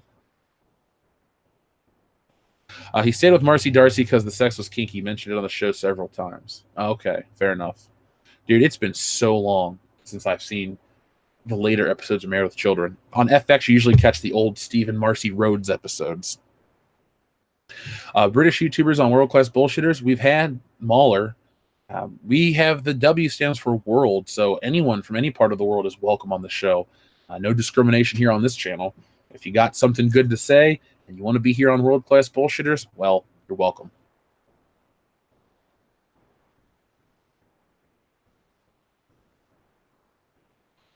Let's see. Get SC Reviews on the High Council. I know who SC Reviews is. I subscribe to that channel. I like the guy. Mahler tore No Bullshit apart. I haven't seen that video. John Tron, please. Fuck, I'd love to get John Tron on the channel. John Tron is one of the few YouTubers that the minute he puts out a video, I stop what I'm doing to watch it. He is hilarious to me. I mean, that dude has put out funny video. He makes me care about shit that I don't care about. Bootleg video games, I wasn't going to play them or look into them. But when he talks about it, they're fucking funny. Flex Tape, that Flex Tape episode is classic. I love JonTron. I'm a big fan of JonTron.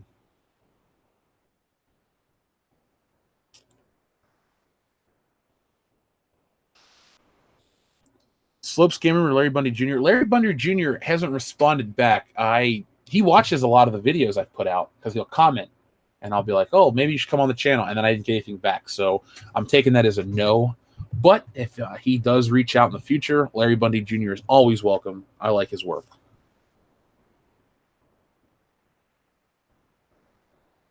Let's see. Yeah, 1980s Miami Vice never went woke, thank God. No, they couldn't afford to go woke. They didn't want to lose the advertising money from people not watching their show. Miami Vice stayed strong until the end. It got a little hokey on certain episodes, like the one with James Brown, but other than that, it never got woke. Let's see. High Council is overrated. Thanks. I have both Mauler and Wolf Tearing NB. NB sounds cool, but he actually, I don't. Who's NB? Oh, No Bullshit. Okay. Thanks, Eric Majewski. Thank you very much. JonTron, I remember, was shunned heavily months back on Twitter.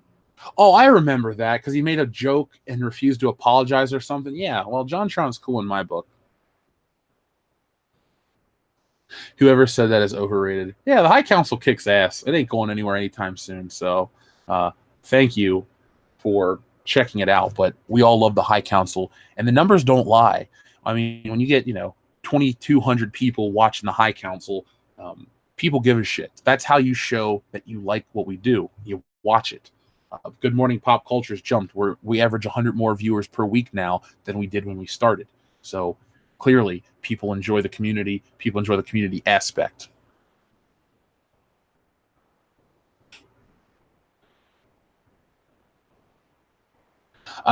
We can't get celebrities on the High Council because they have Disney contracts. They would never show up on YouTube. Kelly Marie Tran wouldn't show up. Oscar Isaac wouldn't show up. We could try. We can say, hey, guys, you're more. The thing is, there's an open door policy for a lot of these people. Mark Hamill would be welcome on. You think Mark Hamill's going to show up? No, they won't. Thank you, Alec Munoz. Thank you, Alec Munoz, very much. Let's see. I might have to watch. I never watched this Tron film. I have to check it out. It's something stupid like PewDiePie or Logan Paul. I've never seen any of the Paul's videos, Logan or Jake, and I've only seen one PewDiePie video. John Tron's not really like them. I like him. Just because I like something doesn't mean everybody would. I mean, I enjoy the movie Airheads or Detroit Rock City. Those aren't really popular films.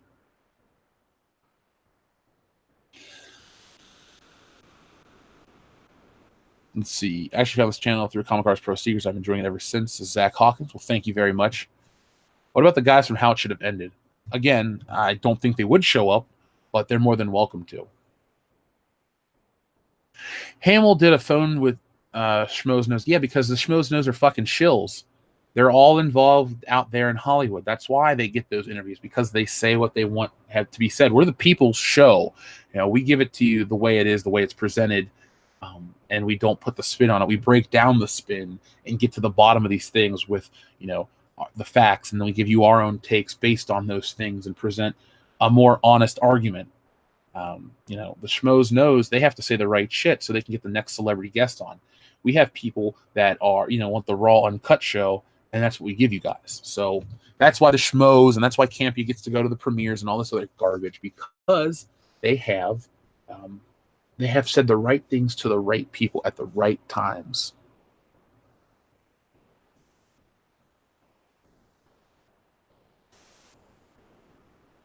A lot of love coming out for the High Council. So yeah, don't worry. I guess the High Council is still kicking ass. I love Detroit Rock City. Still as an adult. I haven't watched it in a couple months, but I think I might need to bust out the DVD. Grendelfan84 says they're mostly out of work comedians who need work. Thank you for your super chat, Grendelfan84. Yeah, they're all actors that couldn't quite cut it. Here's a weird analogy. When I went to Arizona for WrestleMania, my friend and I were commenting on all the beautiful women at the mall, and the girl that was with us, the lady that was with us, Allison, said, "You know, I have a theory about that. These are all the women that wanted to make it to California to be actresses, but they couldn't quite get to California, so they stayed here in Arizona. All the people on the Schmoes Knows or the Screen Junkies channels are all actors that couldn't quite make it in acting, so they got together and they made a YouTube channel." That's the analogy when I look at these people. The only person on the Schmoes, the only person that I find on the Screen Junkies to be entertaining is Nick Mundy. I like Nick Mundy all day, every day. The dude is just entertaining. He's a fan of The Rock. The Rock married him and his wife in a ceremony. That was awesome. But even if you take The Rock fandom out, I've always found Nick Mundy to be the most interesting guy. He was always persecuted by Andy Signore, who's the worst judge in history, but he always was fun and entertaining. The other people, not so much. They bully each other. They just talk circles around each other. They're really fucking boring. I don't even know. I'm sure Screen Junkies numbers have gone up and up and up. I'm not going to act like people don't watch their show. I mean, fuck, I would love to have the numbers. But I've left because of how shitty their content has become. Let's see.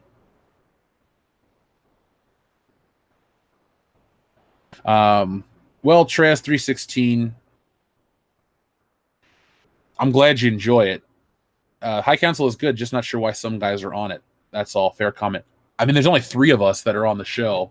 It works. It only works with the 3 of us, because if you listen to the older episodes before Ethan, Jeremy, and it was all Ethan and I, and then we had a third. But once we got Jeremy, the community came together, and it just, you know, we strapped the rocket ship on our asses, and boom, there we are. High Council's the must not miss Tuesday night show. What are my thoughts on Earth Final Conflict? I don't even know what Earth Final Conflict is. Let me look it up. Is it a video game? Is it a video game? Let's see.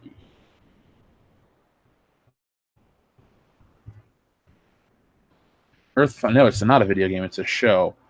Oh, Gene Roddenberry's Earth Final Conflict. Oh, this is one of those shows that would pop up on like a Sunday afternoon here. I've never seen it. Never seen it. This is a Joel show, probably. Yeah, never. I don't know any of the people on this show either. Not Geordie LaForge, not Matthew Lillard. Is it on Hulu or something? Maybe it'd be fun to watch. Probably on Amazon streaming. get drunk and watch it with Joel. It was on for 5 years, though. Shit, it has 110 episodes. Well, I missed it.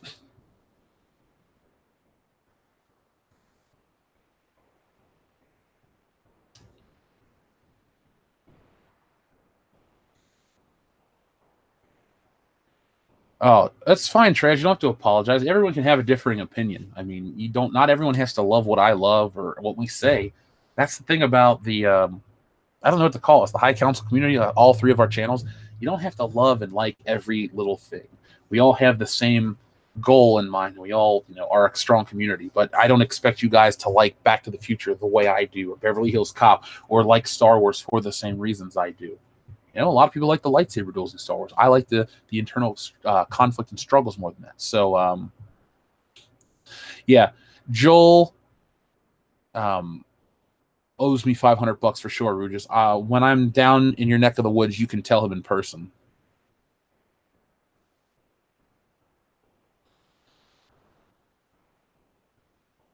I knew Batista was not smart when Triple H paid him $100,000 to break Goldberg's leg and call it Evolution. Okay, Fabe, you are dead. Yeah, insanity methods like Back to the Future 3 the best.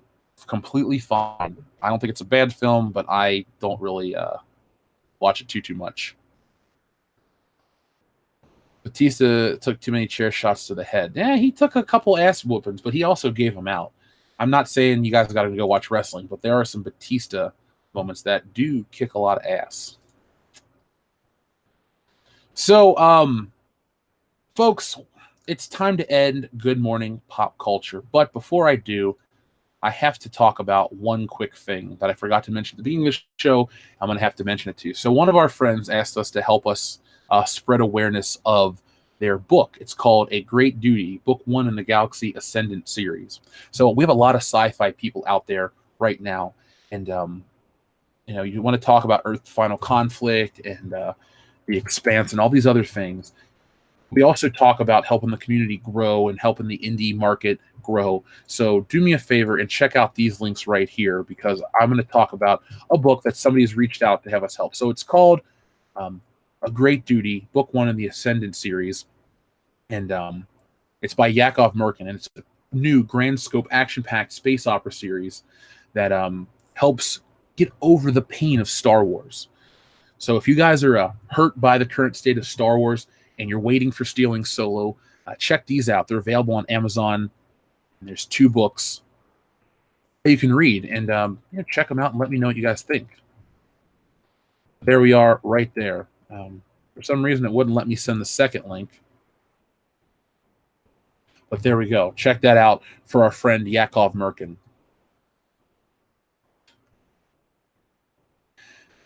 You liked it when the wrestlers beat up Macho Man's woman, Miss Elizabeth? Oh, no, not Miss Elizabeth. Don't hurt on Miss Elizabeth. She was the first lady of wrestling. And I know they all joke about respecting the woman, but man, Miss Elizabeth was so classy. It was sad to see her die. All joking aside, when you hear about how some of these people's lives ended, you really get kind of depressed, because wrestling, some wrestlers are always looking for their moment of glory in the spotlight, kind of like Randy the Ram Robinson. And sometimes you have wrestlers who had that and lost it, but are okay, like a Hulk Hogan. Hulk Hogan was the biggest of all time. And while his life has gone down many different paths, he's okay financially, and he will ride off into the sunset. Then there are people like The Rock, who are at the top of their game outside of wrestling and have had a great storied career. And then you have people who are more like like an Eddie Guerrero who died while a wrestler, or a Benoit, or Owen Hart who died in the ring. So there's tragedy, but there's also triumph in wrestling. So it all saddens me to look back at somebody like Miss Elizabeth, and you remember her for the evening gowns and the big smile and the romance with Macho Man and all that shit. And then she died of a drug overdose because her and then boyfriend Lex Luger were, pill popping, and just shit went down the dark path. So, a lot of tragic deaths in wrestling. But you know what? I don't want to end Good Morning Pop Culture on a tragic note. I don't want to end with you guys thinking about the sad death of Miss Elizabeth. Let's talk about something fun to end it out. So what are we going to talk about to end it out? I don't know. I always tell you that Stealing Solo is kicking ass. We're still at 14,450, but that's 70% of its stretch goal in a week. in one day. So thank you to everyone who's made that possible. But no, let's do something fun. Yeah, solo. Yeah, so Stealing Solo is kicking ass, and you guys are gonna get artwork soon. I've been telling people behind the scenes, gonna release a new page of art each week to get people excited to keep the anticipation building. Not gonna give the lettered pages away because you gotta get the story to read it, but you can see some of the art. Now remember, I'm writing it and drawing it, and it's gonna be professionally colored and lettered. And then after we do that, we're gonna start talking about more stretch goals and stuff to really get it moving at a fast pace. So it's trading cards, maybe an extra variant cover, who knows? That all is up to you guys. This is a community project. We're the people's podcast, and we're the voice of the people. Is Loki alive? No, Loki died, sadly. I watched Infinity War yesterday. Again, folks, tonight, 9 p.m. Eastern Standard Time, live watch party for Avengers Infinity War. I might have a couple beers. I might get a little loose and make some fun of these movies or have a good time and a really in-depth discussion. I don't know what's going down yet, but it's going to be a good time. Yeah, Stealing Solo is nearing 15K. It'll be at 15K by the end of the day. It constantly goes up. I get these email notifications. And then as soon as I start posting the art, you guys, trust me, if you think the cover looks cool, all the panels will look like that. It's not, a fluke that the image looks cool. Pirating Ford, a President sequel. Ford gets kidnapped again, swapped with the stunt double to make Air Force 2. Get off my plane.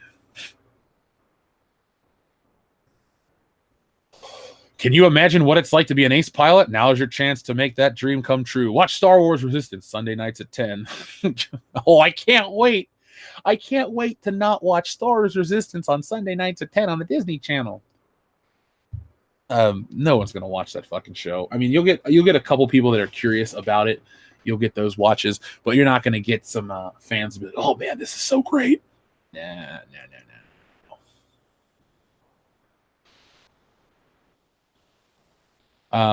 Mutter Meat Seeks, we'll be doing a P.O. box. I should do a P.O. box soon.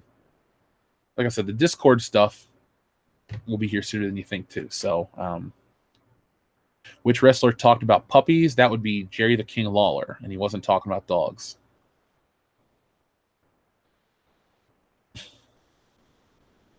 I didn't watch Resistance, and it was everything I didn't think it was going to be. Oh, folks, I think Star Wars Resistance is a good way to end this show. So, folks, thank you to everyone who has watched Good Morning Pop Culture. Today has been a great day in terms of views. We've been kicking ass on the channel all the time. I thought 70,000 was going to be a nice time to celebrate. Now we're well past 72, on our way to 73, soon to 75, and then 100 by the end of the year. So make sure that you guys thumbs this video up and share it. Make sure your notification icons have the little bell clicked to always so you know when we go live. Like I said, tonight we'll be live at 9 p.m.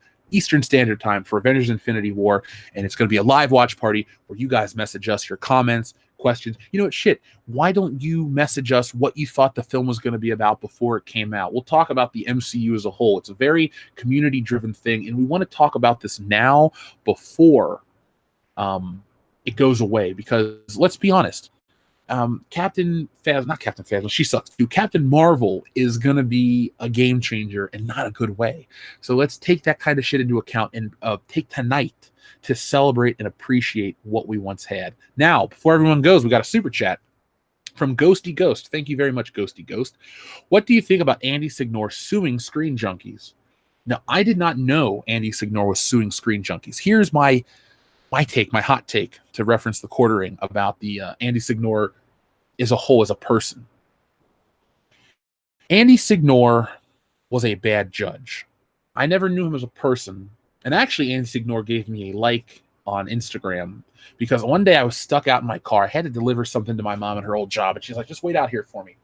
And it took like an hour and a half. So instead of getting mad and hangry with my mom, I put on Movie Fights and I sat there and I drew the picture. It's actually on my Instagram. It's just it's on the back of a receipt. It's just a shitty picture.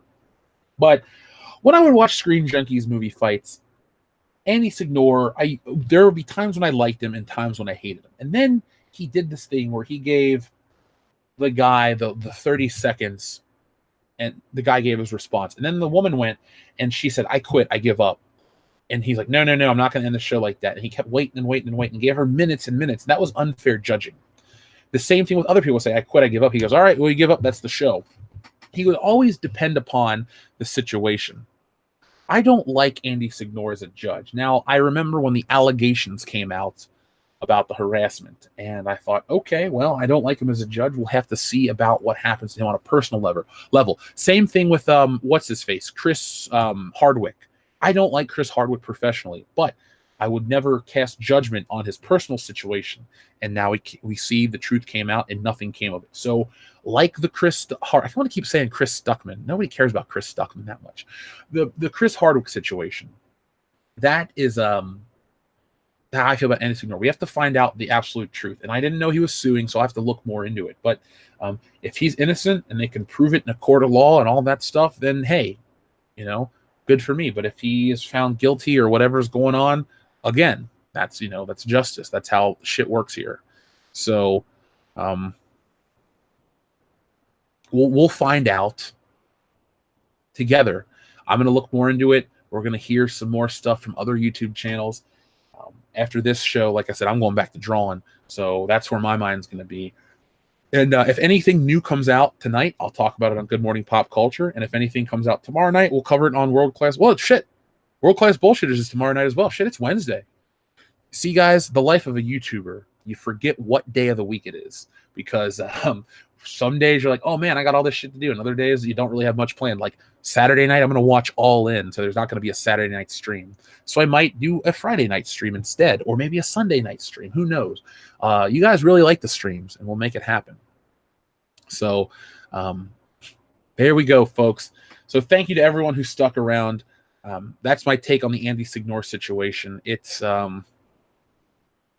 I don't know. We have to find out more. Like I said, there are allegations, there's lawsuits, there's a lot of legalities that we don't understand. Maybe certain people are guilty in a public opinion court, but here on World Class Bullshitters, if there's serious things made like that, we got to wait until all the facts come out. That's how we operate with the channel. We don't jump to emotion. We don't have, Nostradamus behind the scenes. I wish we did, because then we could rival Star Wars content from the future. But we don't. So we just wait like everyone else, and we give you the that take. Hello, Johnny 5. Hello to everyone. I'm glad everyone loves the streams, and I'll be back in just a few short hours, 11 of them, with Avengers Infinity War, arguably the best Marvel movie, and I'm waiting to hear what you guys say.